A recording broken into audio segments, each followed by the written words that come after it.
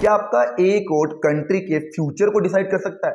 The answer is yes, and that is the power of electoral politics, the heartbeat of our democracy. तो future के champion और माँ बाप के लाडलो, welcome to my channel. I am Sumit sir और इस वीडियो में हम क्लास 9 के सिविक्स का चैप्टर इलेक्टोरल पॉलिटिक्स का वन शॉट रैपिड रिवीजन करने वाले हैं। और इस वीडियो में हम इस चैप्टर के एक एक एस्पेक्ट को, एक एक डाटा को, एक एक फैक्ट को काफी अच्छे से पढ़ने वाले। और ट्रस्ट में नाखून इतनी चीजें भी हम इस चैप्टर में मिस नहीं करने वाले।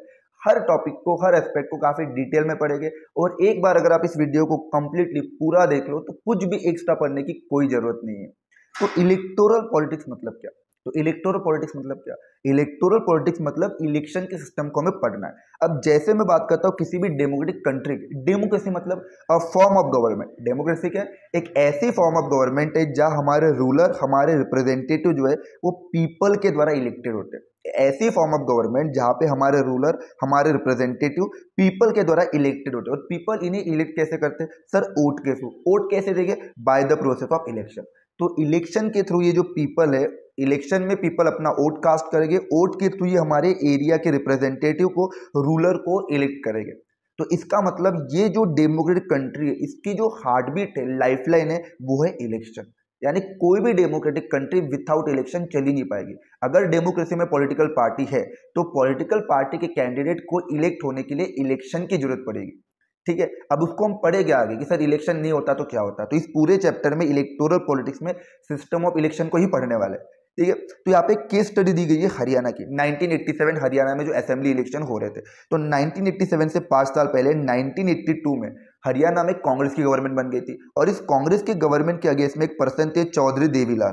ठीक है, चौधरी देवीलाल। तो इन्होंने क्या किया था? इन्होंने बहुत बड़ा मूवमेंट चलाया था, एक बहुत बड़ा आंदोलन चलाया था जिसका नाम था न्याय युद्ध। ठीक है, न्याय युद्ध इन्होंने एक आंदोलन चलाया था चौधरी देवीलाल ने। अब उस आंदोलन के, उस मूवमेंट के टाइम पीरियड में उन्होंने एक पार्टी बनाई थी, लोकदल। और लोकदल पार्टी ने इतना बड़ा कैंपेनिंग किया, इतने सारे प्रोमिसेस किए, और इनके इन्फ्लुएंस के कारण 1987 के असेंबली इलेक्शन में, 1987 के हरियाणा असेंबली इलेक्शन में, हरियाणा में टोटल सीटें 90 और 76 सीटें जो है ना, वो न्यू बनी हुई पार्टी लोकदल उसको मिल गई। और लोकदल पार्टी के जो लीडर थे चौधरी देवीलाल, वो चीफ मिनिस्टर बन गए हरियाणा के। तो ये पूरी केस स्टडी बताई गई है, आप खुद भी इसको एक बार डिटेल में पढ़ लेना।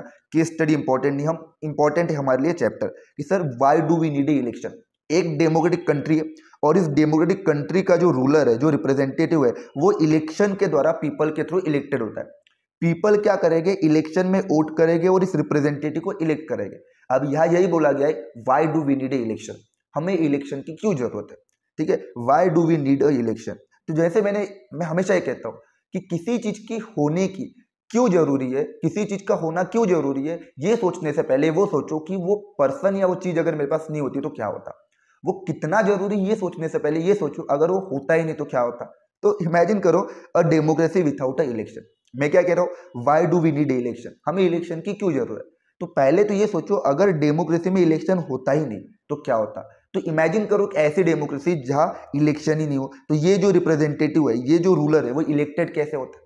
ये रिप्रेजेंटेटिव, ये जो रूलर है, वो इलेक्टेड होते कैसे अगर इलेक्शन ही नहीं होता। तो यहाँ यही बोला गया कि imagine a democracy without election, तो all the people sit together every day and take all decision. अब सर इंडिया जो है ना, इंडिया कोई 15-20 हजार लोगों का तो देश है नहीं, 150 करोड़ लोग हैं इंडिया में। अब इमेजिन करो कि ऐसी सिचुएशन कि 150 करोड़ लोग डेली बैठ रहे और डेली डिसीजन ले रहे। पॉसिबल है ये?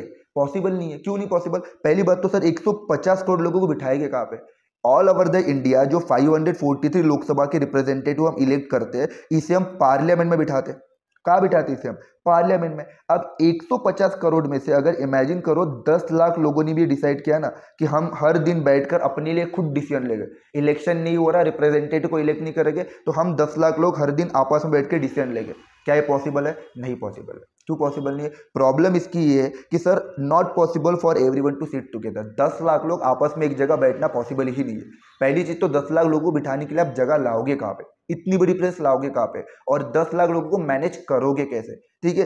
तीसरी चीज कि sir lack of knowledge and time. इन 10 लाख लोगों के पास क्या नॉलेज होगा डिसीजन लेने का? क्या सर नॉलेज तो हमारे लीडर के पास भी नहीं होता है, तो लेते तो है। ठीक है, वैसे ही आप बोला कि लैक ऑफ नॉलेज। ये 10 लाख लोग जो है ना, इनके पास क्या उतना नॉलेज होगा? क्या इनके पास उतना टाइम होगा कि decision time to take decision all matter, कि सर क्या इनके पास इतना टाइम होगा कि ये हर मैटर पर डिसीजन ले सके, क्या इनके पास इतना एक्सपीरियंस इतना नॉलेज होगा कि ये हर मैटर पर डिसीजन ले सके। पहली चीज तो आप 10 लाख लोगों को एक जगह बिठा नहीं पाओगे, दूसरी चीज इनके पास इतना नॉलेज नहीं होगा, तीसरी चीज इनके पास इतना टाइम नहीं होगा। और इसीलिए अब इमेजिन करो, मैं कि आपको एक सिचुएशन दे रहा हूँ, इमेजिन करो एक सिचुएशन में आप क्लास में हो, आपकी पूरी क्लास में 100 बच्चे हैं और सारे 100 के 100 बच्चे अपनी प्रॉब्लम लेकर प्रिंसिपल के पास गए। क्या ये सही होगा? नहीं होगा। प्रिंसिपल आपको देख के भगा देगी, रस्टिकेट कर दी, मारना स्टार्ट कर देगी। उससे अच्छा है इन पूरी क्लास के 100 बच्चों की प्रॉब्लम को एक क्लास का मॉनिटर लेकर जाएगा प्रिंसिपल के पास, यानी इस 100 क्लास के बच्चों को, एक क्लास होगी 9th क्लास और इस 9th क्लास के 100 बच्चों को एक क्लास का मॉनिटर रिप्रेजेंट कर रहा है। उसी तरीके से क्योंकि 100 के 100 बच्चों को अगर जाएंगे तो प्रॉब्लम सॉल्व नहीं हो पाएगी। इसलिए यह बोला गया है कि सर ज्यादातर डेमोक्रेसी में रूल जो होता है ना वो रिप्रेजेंटेटिव के थ्रू हो रहा है। 150 करोड़ लोग एक जगह पे बैठकर डिसीजन नहीं ले सकते, इसलिए इंटायर कंट्री में 150 करोड़ लोगों के अलग अलग रिप्रेजेंटेटिव होते हैं जो लोकसभा में जाकर लोगों की प्रॉब्लम को रिप्रेजेंट करते हैं। तो पीपल का मॉडर्न डेमोक्रेसी में डायरेक्ट डिसीजन में पार्टिसिपेट करना इम्पॉसिबल है, इसलिए पीपल अपने रिप्रेजेंटेटिव को इलेक्ट करते हैं। तो ये जो रिप्रेजेंटेटिव है ये अलग अलग कॉन्स्टिट्यूएंसी से, जैसे prime minister Narendra Modi Varanasi constituency से, ये आपके नागपुर कॉन्स्टिट्यूएंसी से, ये किसी ना किसी कॉन्स्टिट्यूएंसी से होगी, ये किसी ना किसी कॉन्स्टिट्यूएंसी से। कॉन्स्टिट्यूएंसी मतलब एक एरिया को रिप्रेजेंट करेंगे और ये ऐसे इंडिया के 543 एरिया को रिप्रेजेंट करके वहां के लोगों की प्रॉब्लम को पार्लियामेंट में हाईलाइट करेंगे। समझ में आ रहा है मैं क्या कह रहा हूँ? तो यहाँ यही बोला गया कि सर अगर मैं इमेजिन करूँ इलेक्शन को, कि अगर इमेजिन करूँ ऐसी सिचुएशन जहां देश में इलेक्शन हो ही नहीं, तो डिसीजन हमें खुद लेना पड़ेगा, डिसीजन हमें खुद लेना पड़ेगा। All the people sit together every day and take all decision, हम सबको डेली बैठना पड़ेगा, डेली डिसीजन लेना पड़ेगा। लेकिन इसमें प्रॉब्लम क्या है? इसमें प्रॉब्लम ये कि हमारे पास ना तो इतना टाइम होगा, ना ही हमारे पास इतना नॉलेज होगा। इसलिए ज्यादातर डेमोक्रेटिक कंट्री में हम लोग एज ए वोटर्स, हमारे रिप्रेजेंटेटिव को इलेक्ट करते हैं, हम लोग ऐसे वोटर्स हमारे रिप्रेजेंटेटिव को इलेक्ट करते हैं और ये रिप्रेजेंटेटिव हमारे बिहाफ में डिसीजन लेते हैं। क्लियर हो रहा?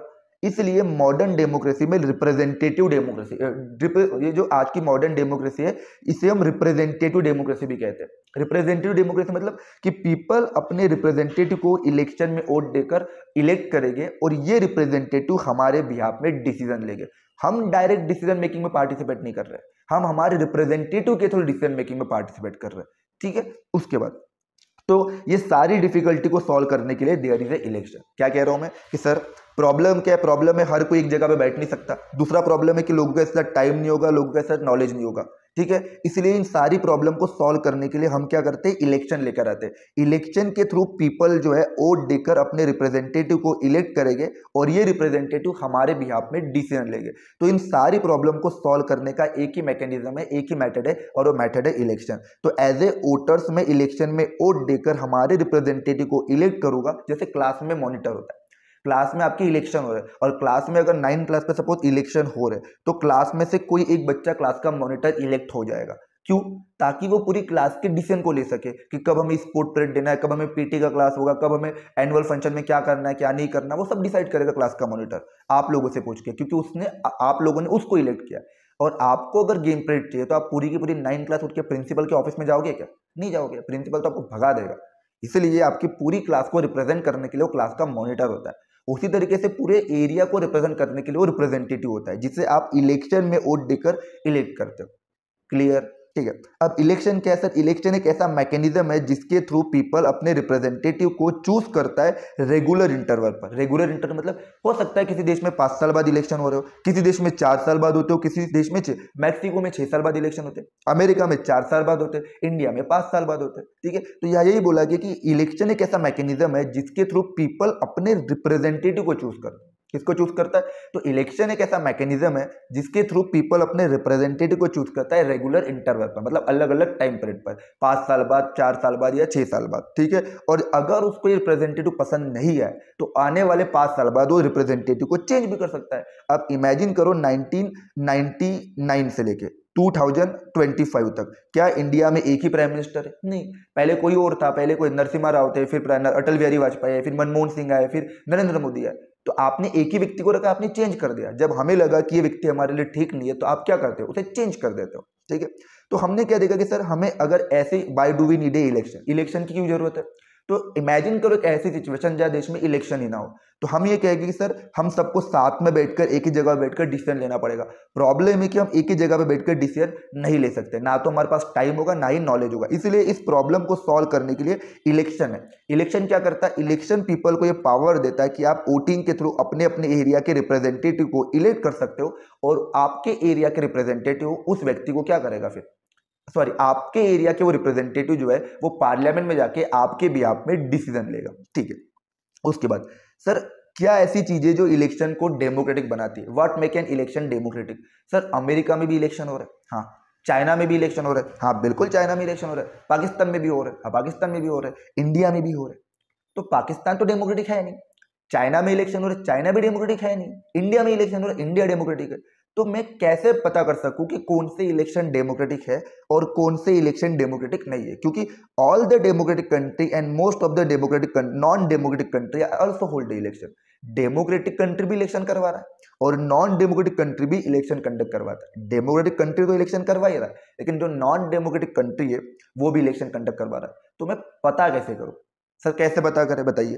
तो डेमोक्रेटिक कंट्री में तो इलेक्शन हो रहा है, नॉन डेमोक्रेटिक में भी हो रहा है, कैसे पता करें? तो यह बोला गया है, how do we distinguish democratic election from any other election? कि सर राम कौन सा है और श्याम कौन सा है, कैसे पता करें? शक्तिमानी गंगाधर या गंगाधरी शक्तिमान है, कैसे पता करें? तो यह बोला गया है कि सर ये फॉलोइंग कंडीशन की रिक्वायरमेंट होगी।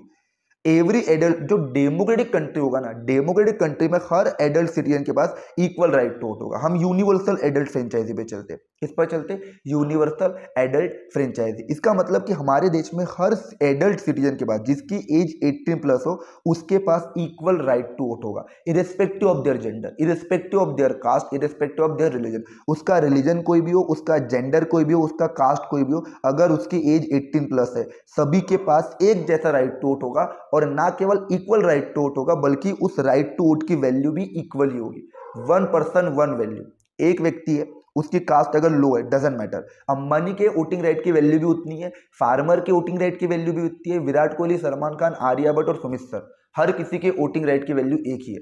तो on the basis of political right, यानी राइट टू वोट के बेसिस पे वी ऑल आर इक्वल। ठीक है, ये डेमोक्रेटिक कंट्री के इलेक्शन की बात है। दूसरी चीज, इलेक्शन जो है ना वो चॉइसेस प्रोवाइड करते हैं। यहाँ पे चाइना फेल हो जाता है, या चाइना फेल हो जाता है। क्यों? क्योंकि चाइना में सिर्फ एक ही पार्टी है, चाइनीज कम्युनिस्ट पार्टी। तो एज ए वोटर आप रेस में अकेले भाग रहे हो। इमेजिन करो आप रेस में अकेले भाग रहे हो, आप हारोगे या जीतोगे? आप अगर रेस में अकेले भाग रहे हो तो हारोगे या जीतोगे? अरे आप हमेशा जीत ही जाओगे, क्योंकि आपके कॉम्पिटिशन में कोई है ही नहीं। उसी तरीके से चाइना में एज ए वोटर्स में किसको वोट करो? चाइनीज कम्युनिस्ट पार्टी को वोट करो, चाइनीज कम्युनिस्ट पार्टी को वोट करो, या चाइनीज कम्युनिस्ट पार्टी को वोट करो। तो मेरे पास ऑप्शन ही नहीं है, एक ही पार्टी है, चाइनीज कम्युनिस्ट पार्टी। तो एज ए वोटर्स मेरे पास कोई ऑप्शन है ही नहीं। तो यह बोला गया कि इलेक्शन आपको चॉइसेस देना चाहिए। इंडिया में सर बीजेपी को वोट करना है, कांग्रेस को वोट करना है, आम आदमी पार्टी को, शिवसेना को, एनसीपी को, या फिर एआईटीएमसी को, या फिर साउथ इंडिया में तो बहुत सारी पार्टी है। तो एज ए वोटर्स इलेक्शन में मेरे पास बहुत सारी चॉइसेस है, और ये चॉइसेस डेमोक्रेसी में होना चाहिए। जैसे अमेरिका में या तो डेमोक्रेटिक पार्टी को वोट करोगे या तो रिपब्लिक पार्टी को वोट करोगे। तो इंडिया में या किसी भी डेमोक्रेटिक कंट्री में आपके पास एज ए वोटर चॉइसेस होना चाहिए। ये डेमोक्रेटिक इलेक्शन की खासियत है, जो नॉन डेमोक्रेसी से उसको यूनिक बनाता है। तीसरा, election must be held regularly after every few year. कि इंडिया में या किसी भी डेमोक्रेटिक कंट्री में इलेक्शन हर 5 साल बाद, 4 साल बाद या 6 साल बाद, रेगुलर इंटरवल पर, जो भी टाइम पीरियड होगा उस कंट्री के कॉन्स्टिट्यूशन के अकॉर्डिंग। जैसे इंडिया में 5 साल बाद होता है, अमेरिका में 4 साल बाद, मैक्सिको में 6 साल बाद। तो वैसे आप बोला कि हमें रेगुलरली इलेक्शन करवाना चाहिए। ठीक है, उसके बाद, और ये इलेक्शन कैसे हो? फ्री एंड फेयर मैनर में। ऐसा नहीं कि आप डर्टी ट्रिक्स यूज कर रहे हो, बूथ कैप्चरिंग कर रहे हो, ठीक है, या फिर इलेक्शन में धांधली कर रहे हो, नहीं, ईवीएम वगैरह हैक कर रहे हो, ये सब नहीं। इलेक्शन आपके फ्री एंड फेयर मैनर में होना चाहिए। और ये 4 चीज जिस कंट्री में हो जाएगी, उस कंट्री के इलेक्शन को मैं डेमोक्रेटिक इलेक्शन कहूंगा। तो अगर आपको ये पता करना हो कि नॉन डेमोक्रेसी और डेमोक्रेटिक इलेक्शन में क्या डिफरेंस है, तो सर ये डेमोक्रेटिक इलेक्शन में हर पर्सन के पास इक्वल राइट टू वोट होगा, हर पर्सन के पास इक्वल राइट टू वोट होगा, और हर वोट की वैल्यू एक होगी। जैसे सऊदी अरेबिया में कई समय तक विमेन के पास वोटिंग राइट नहीं थे। तो क्या इक्वल राइट टू वोट था? नहीं, सिर्फ मैन के पास वोटिंग राइट थे, विमेन के पास नहीं थे। ठीक है, सऊदी अरेबिया डेमोक्रेटिक नहीं होगा। पीपल के पास चॉइसेस होना चाहिए। चाइना में पीपल के पास चॉइसेस नहीं है। इंडिया में तो इंडिया डेमोक्रेटिक होगा, चाइना नहीं होगा। इलेक्शन आपके हर 5 साल बाद या रेगुलर इंटरवल पर होना चाहिए। ठीक है, लास्ट चीज की, इलेक्शन जो हो रहे हैं ना वो फ्री एंड फेयर मैनर में हो। कैसे हो? फ्री एंड फेयर मैनर में हो। तो ये 4 चीजें जो है ना वो डेमोक्रेटिक इलेक्शन को यूनिक बनाती है। किसके कंपैरिजन में? नॉन डेमोक्रेटिक कंट्री के इलेक्शन के कंपैरिजन में। ठीक है, अब is it good to have a political competition? कि सर इलेक्शन में जब बहुत सारी पॉलिटिकल पार्टियां होगी तो वोटर के पास चॉइसेस तो होगी, लेकिन यहाँ कंपटीशन होगा, और ये पॉलिटिकल कंपटीशन क्या अच्छा होगा? क्या इस पॉलिटिकल कंपटीशन के एडवांटेज होंगे या डिसएडवांटेज होंगे? क्योंकि आपके पास चॉइसेस बहुत सारे, एज ए वोटर्स आप बीजेपी को वोट कर सकते हो, कांग्रेस को वोट कर सकते हो, आम आदमी पार्टी, एआईटीएमसी, या फिर जनता दल यूनाइटेड, और बहुत सारी पॉलिटिकल पार्टी है। तो एज ए वोटर्स मेरे पास चॉइसेस बहुत ज्यादा है, और इन पॉलिटिकल पार्टियों के बीच में कंपटीशन भी बहुत ज्यादा है। तो क्या ये political competition as a voters या एज ए कंट्री अच्छा है? Is it good to have political competition? क्या किसी भी डेमोक्रेटिक कंट्री में पॉलिटिकल कंपटीशन होना अच्छी बात है या बुरी बात है? तो यहाँ पे हम देखते हैं कि देखो, election are all about political competition. मैं अभी अभी बताया, आप अगर रेस में अकेले भागोगे तो रेस का कोई मतलब ही नहीं ना। चाइना में इलेक्शन हो रहे हैं, सारे वोटर्स आके चाइनीज कम्युनिस्ट पार्टी को वोट कर रहे हैं। अब उनकी इच्छा हो या ना हो, हमेशा वोट में इलेक्शन में वही जीतेगी। आपके क्लास में एक ही व्यक्ति मॉनिटर के लिए खड़ा हो, अब एज ए स्टूडेंट मुझे उस व्यक्ति को वोट देना है या नहीं देना है, वो जीतेगा तो वही, क्योंकि अकेला वही है, उसके कंपटीशन में अगेंस्ट में कोई है ही नहीं। तो यही बोला गया कि इलेक्शन मतलब कंपटीशन की बात होती है, कंपटीशन होना चाहिए। बिना कंपटीशन के इलेक्शन पॉइंटलेस है।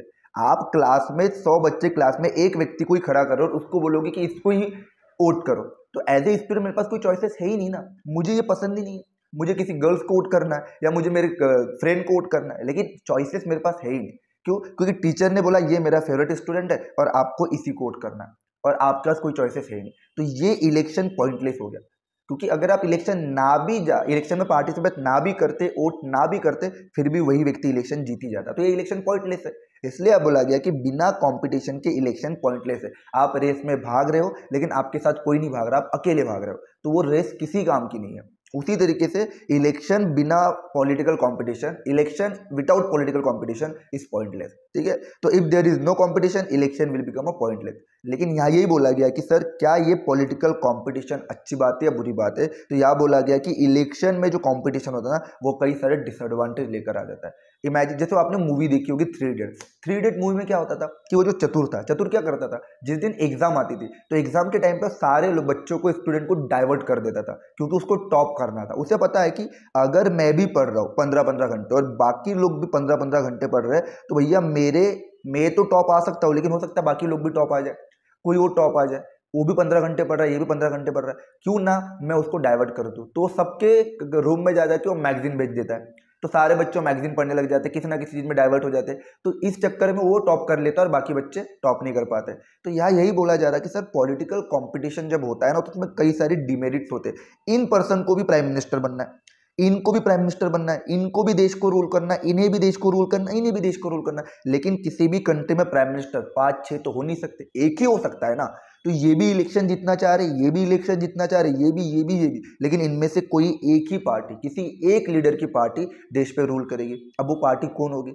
हर कोई चाहेगा मेरी पार्टी देश पे रूल करे, हर कोई चाहेगा मेरी पार्टी देश पे रूल करे। ठीक है, तो यहाँ यही बोला गया कि सर यहाँ पे जब कंपटीशन आता है ना, कंपटीशन कई सारे डिमेरिट्स को, डिसएडवांटेज को लेकर आता है। क्या लेकर आता है? डिसएडवांटेज। कैसे लेकर आता है? तो it create a sense of disunity and factionalism. आप सोसाइटी में कास्ट के नाम पे, रिलीजन के नाम पे अपील्स करोगे, आप सोसाइटी में डिसयूनिटी क्रिएट करोगे। क्या करोगे? आप एक पॉलिटिकल पार्टी जो रिलीजन के नाम पे वोट मांग रही है, एक पॉलिटिकल पार्टी कास्ट के नाम पे लोगों को मैनिपुलेट कर रही है, तो आप सोसाइटी को कास्ट, रिलीजन के नाम पे डिवाइड कर रही है। आप जब क्लास 10 में जाओगे, पॉलिटिकल पार्टी चैप्टर पढ़ोगे, तो कई पॉलिटिकल पार्टी सिर्फ और सिर्फ कास्ट और रिलीजन के बेसिस पे बनी हुई होती है, अलग अलग सोशल ग्रुप को रिप्रेजेंट करने के लिए बनी हुई होती है। आप अगर किसी एक पर्टिकुलर कास्ट को रिप्रेजेंट करोगे, तो कास्ट के लोग सोसाइटी में कहीं ना कहीं एलिनेटेड फील करेंगे। तो यहाँ पे सोसाइटी आपकी ब्रेक हो जाएगी, सोसाइटी अलग अलग कास्ट और रिलीजन के लोगों में बढ़ जाएगी, तो यूनिटी नहीं आएगी देश में डिसयूनिटी बन जाएगी। तो आप क्योंकि इलेक्शन में जीतने के लिए आप कई सारे स्पीचेस दे रहे हो, वो कास्ट के अगेंस्ट में जा रहे होगे, रिलीजन के अगेंस्ट में जा रहे होगे, तो इससे सोसाइटी में डिसयूनिटी और फैक्शनलिज्म क्रिएट हो रहा है। दूसरा चीज, party and candidate often use dirty tricks to win election. अब हमें पता है, जैसे मैंने चतुर का एग्जांपल बताया, उसने सही तरीके से पढ़ के टॉप किया क्या? नहीं, उसने लोगों को डाइवर्ट करके टॉप किया। उसी तरीके से यह बोला गया कि हमें पता है ये भी इलेक्शन में पार्टिसिपेट कर रही है, ये भी हम सब इलेक्शन में पार्टिसिपेट कर रहे हैं, लेकिन अगर हम सीधे तरीके से पार्टिसिपेट करेंगे तो जीतने के चांसेस कम है, तो हम डर्टी ट्रिक्स यूज करेंगे। हो सकता है हम ईवीएम को हैक कर दें, हो सकता है हम बूथ कैप्चरिंग कर रहे हैं, शराब की बोतलें बांट बांट कर शराब को, या पैसे दे देकर 200-200 रुपए देकर चिकन मटन बांट कर, या शराब की बोतलें बांट कर हम वोट खरीद ले, कंबल बांट कर वोट खरीद ले। ठीक है, तो डर्टी ट्रिक्स यूज करेंगे इलेक्शन को जीतने के लिए। तीसरा क्या बोला गया, it does not allow sensible long term policy to be formulated. अब यहाँ पे क्या हो रहा है कि जब आपको 5 साल के लिए आप एमपी या एमएलए बन गए, 5 साल के लिए प्राइम मिनिस्टर बन गए, अब आपने इलेक्शन में 100 करोड़ रुपए खर्च कर दिए। अब 100 करोड़ जब आपने खर्च कर दिया और तब जाके आप देश में प्राइम मिनिस्टर या एमपी एमएलए कुछ भी बने हो, तो आप 5 साल काम नहीं करोगे। आप 5 साल वो 100 करोड़ रुपए को वापस से लाने की कोशिश करोगे कि मैंने 100 करोड़ रुपए खर्च किया तो 200-300 करोड़ रुपए मैं कमा के ही जाऊँ। तो देश में जब मुझे पता है कि 5 साल बाद लोग मुझे इलेक्ट करेंगे या नहीं करेंगे, इसके चांसेस नहीं है, तो आप लॉन्ग टर्म पॉलिसी पे काम ही नहीं करोगे। भैया 5 साल मेरी गवर्नमेंट है, 5 साल में जितना लूटना है लूट लो, या 5 साल में जो करना है कर लो। 25 साल के बारे में क्यों सोचो कि 25 साल बाद मेरा देश कहाँ होगा, पता चला 5 साल बाद मुझे इलेक्ट ही ना किया हो। तो एक लॉन्ग टर्म पॉलिसी कभी भी देश में बन नहीं पाती। और यहाँ बोला गया कि कुछ अच्छे लोग हैं, some good people who may wish to serve the country do not enter the arena. ये सर कुछ अच्छे लोग हैं जो इलेक्शन में पार्टिसिपेट करना चाहते हैं, लेकिन वो जो देश को सर्व करना चाहते हैं, जो कंट्री को सर्व करना चाहते हैं, लेकिन वो इलेक्शन में पार्टिसिपेट करते नहीं। और नायक मूवी का सीन देखा होगा कि हर कोई इलेक्शन को कीचड़ मानता है, पॉलिटिक्स को कीचड़ मानता है। डॉक्टर बनना, आईएएस बनना है, कलेक्टर बनना है, लॉयर बनना है, इंजीनियर बनना है, लेकिन कोई भी राजनेता बन के इस दलदल को, इस गंदगी को साफ नहीं करना चाहता है। तो इलेक्शन या पॉलिटिकल कंपटीशन के डीमेरिट क्या, अगर मैं पूछूं कि व्हाट इज द डीमेरिट या डिसएडवांटेज ऑफ इलेक्टोरल कंपटीशन, कि इंडिया में ये जो इलेक्टोरल कंपटीशन है इसके डीमेरिट या डिसएडवांटेज क्या है। तो पहला आप बोल सकते हो कि सर देश में डिसयूनिटी क्रिएट हो जाएगी। समाज जो है, सोसाइटी जो है, वो अलग अलग कास्ट रिलीजन में बढ़ जाएगा जब आप एक कास्ट और रिलीजन को हाईलाइट करोगे और उसी को सपोर्ट करोगे। तो दूसरा, पार्टी एंड कैंडिडेट हमेशा इलेक्शन को जीतने के लिए डर्टी ट्रिक्स यूज करेंगे, और जो ऑब्वियसली डेमोक्रेसी के लिए अच्छी बात नहीं है। आप चिकन मटन बांट के 200-200 रुपया बांट के, या शराब की बोतलें बांट कर आप पैसा वोट जीतना चाहोगे, वोट लेना चाहोगे, ईवीएम हैक करोगे, या फिर बूथ कैप्चरिंग करोगे। तो इस तरीके से डर्टी ट्रिक्स यूज करके आप इलेक्शन को जीतने की कोशिश करोगे। तीसरा, एक लॉन्ग टर्म पॉलिसी नहीं बन पाएगी, क्योंकि आप 5 साल के लिए रूल कर रहे हो ना, और जब आप 5 साल के लिए रूल कर रहे हो तो आप 25 साल के बारे में नहीं सोचोगे कि 25 साल बाद मेरा देश कहाँ होगा। नहीं, आप 5 साल में जितना लपेटना उतना लूट लोगे और चले जाओगे। और अगर आप ये सोचो भी कि भैया 10 साल बाद या 15 साल बाद देश कहाँ है, तो आप ये सोचने लग जाओगे भैया 5 साल बाद तो मैं इलेक्ट होने ही वाला नहीं हूँ। अब होगा नहीं होगा इसकी कोई गारंटी नहीं है, तो 15 साल बाद देश के बारे में क्या सोचो। 5 साल में जितना चेंजेस लाना उतना लाने की कोशिश करोगे। तो लॉन्ग टर्म पॉलिसी कभी भी देश में नहीं बन पाएगी। और लास्ट क्या बोला कि सम गुड पीपल, कि कुछ अच्छे लोग हैं जो इस कंट्री को सर्व करना चाहते थे, लेकिन वो इलेक्शन में आएंगे नहीं। तो ये डिसएडवांटेज है। अब यह बोला गया कि इस डिसएडवांटेज को डील करने का सॉल्यूशन क्या है। इस डिसएडवांटेज का डील करने का सॉल्यूशन भी इलेक्टोरल कंपटीशन ही है। सर क्या कह रहे हो, कंपटीशन प्रॉब्लम भी लेकर और कंपटीशन सॉल्यूशन भी लेकर आ रहा है। हाँ, कंपटीशन प्रॉब्लम लेकर आ रहा है, डिसएडवांटेज लेकर आ रहा है, लेकिन यही कंपटीशन क्या करेगा, सॉल्यूशन भी लेकर आएगा। यही कंपटीशन सॉल्यूशन भी लेकर आएगा। कैसे ये कंपटीशन सॉल्यूशन लेकर आएगा, तो इमेजिन करो अगर क्लास का मॉनिटर, जैसे मैंने अभी आपको बताया कि अगर आपका क्लास का मॉनिटर है, अगर वो क्लास के मॉनिटर की इलेक्शन हो ही नहीं रहे, इमेजिन करो उस क्लास के मॉनिटर की इलेक्शन हो ही नहीं रहे, वो एक बार मॉनिटर बन गया और वो 4-5 साल तक पूरे स्कूल का 8 से लेकर 9-10 तक, 8 का बच्चा जो 8-9-10 सबको मॉनिटर कर रहा है, सबको कंट्रोल कर रहा है। अब उसको पता है कि इलेक्शन हो नहीं रहे, तो अपनी मनमर्जी चलाएगा। लेकिन उसको जब ये पता चले कि हाँ देश क्लास में इलेक्शन हो रहे, तो वो अच्छा काम करने के लिए मजबूर हो जाएगा। उसको पता है कि अगर मैंने क्लास को प्रॉपर से मॉनिटर नहीं किया तो अगले बार इलेक्शन में मैं हार जाऊंगा, क्योंकि मेरे अगेंस्ट में मेरे कई सारे कॉम्पिटिटर खड़े हो गए। तो यहाँ पे ये बोला गया कि sir leader no, electoral competition अगर नहीं रहेगा तो यहाँ पे लीडर अपनी मनमर्जी करेगा। लेकिन क्योंकि इलेक्टोरल कंपटीशन है, इसलिए लीडर को ये बात पता है कि अगर मैं पीपल के इश्यूज को राइज नहीं करूंगा, उन इश्यूज को हाईलाइट नहीं करूंगा जो पीपल हाईलाइट करना चाहते हैं, अगर मैं पीपल के इश्यूज को राइज नहीं करूंगा, हाईलाइट नहीं करूंगा, तो मेरी पॉपुलैरिटी या चांसेस जो है ना जीतने के, वो कम हो जाएंगे। लेकिन अगर मैं पीपल के इश्यूज को राइज करूंगा, उनके इश्यूज को हाईलाइट करूंगा, तो मेरे जो चांसेस है जीतने के, वो इंक्रीज हो जाएंगे अगले इलेक्शन में। यहाँ पे मुझे अगर पता है कि ये पॉलिटिकल पार्टी अगर अच्छे से काम नहीं कर रही, तो ये पॉलिटिकल पार्टी के लोग क्या करेंगे, उन इश्यूज को हाईलाइट करेंगे, राइज करेंगे, तो इससे इन पॉलिटिकल पार्टी के जीतने के चांसेस क्या हो जाएंगे, इंक्रीज हो जाएंगे।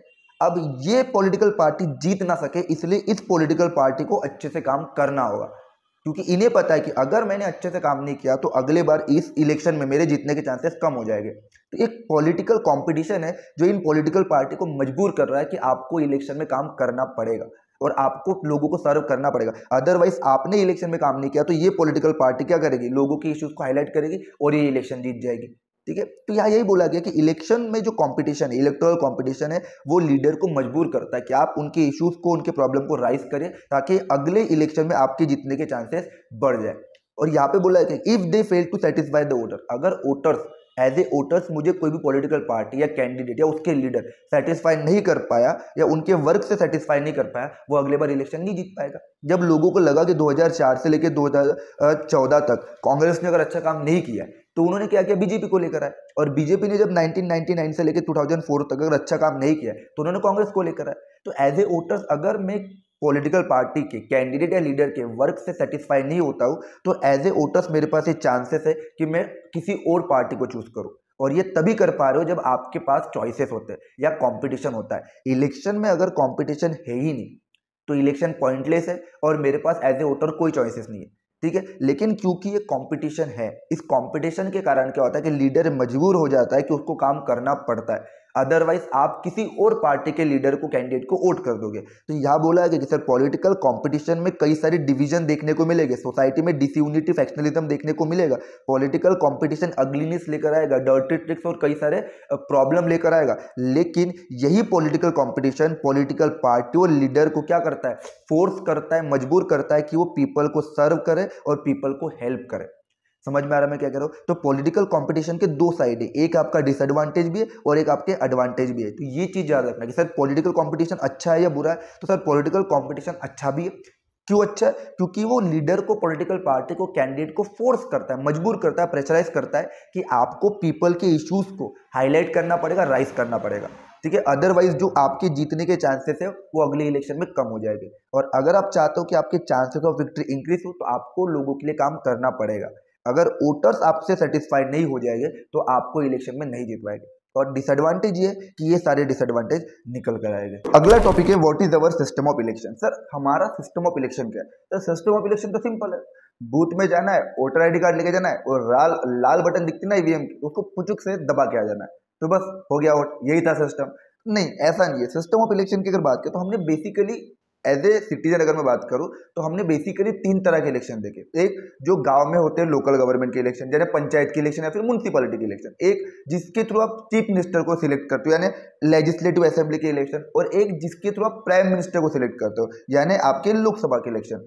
तो लोकसभा के इलेक्शन हो या फिर विधानसभा के इलेक्शन हो, विधानसभा इलेक्शन मतलब लेजिस्लेटिव असेंबली के इलेक्शन, तो लोकसभा के इलेक्शन हो या फिर लेजिस्लेटिव असेंबली के इलेक्शन हो, ये हमारे देश में हर 5 साल बाद होते हैं। क्या कह रहा हूं मैं कि लोकसभा इलेक्शन या असेंबली की जो इलेक्शन है यानी विधानसभा की जो इलेक्शन है वो हर 5 साल बाद होते हैं। और हर 5 साल बाद ये जो इलेक्टेड रिप्रेजेंटेटिव है ना, इनका टर्म खत्म हो जाता है। यानी आपने ये जो लोकसभा में इन लोगों को इलेक्ट किया, लोकसभा में इलेक्ट होने वाली ये जो रिप्रेजेंटेटिव है या लेजिस्लेटिव असेंबली में इलेक्ट होने वाले ये रिप्रेजेंटेटिव, इनका टर्म 5 साल बाद खत्म हो जाता है। यानी लोकसभा की अगर मैं बात करूं या लेजिस्लेटिव असेंबली की बात करूं, विधानसभा की बात करूं, इन सारे रिप्रेजेंटेटिव का टर्म 5 साल बाद खत्म हो जाता है। यानी 5 साल बाद आपको इन्हें वापस से इलेक्ट करना पड़ता है। तो यानी इंडिया में हर 5-5 साल बाद इलेक्ट होते हैं और हर 5-5 साल बाद इलेक्शन होते हैं और हर 5-5 साल बाद आपको रिप्रेजेंटेटिव को इलेक्ट करना पड़ता है। समझ में आ रहा है? तो यह बोला गया कि लोकसभा हो या ये विधानसभा, जिसे मैं लेजिस्लेटिव असेंबली में कह सकता हूँ, तो Lok Sabha, Vidhan Sabha is also known as legislative assembly.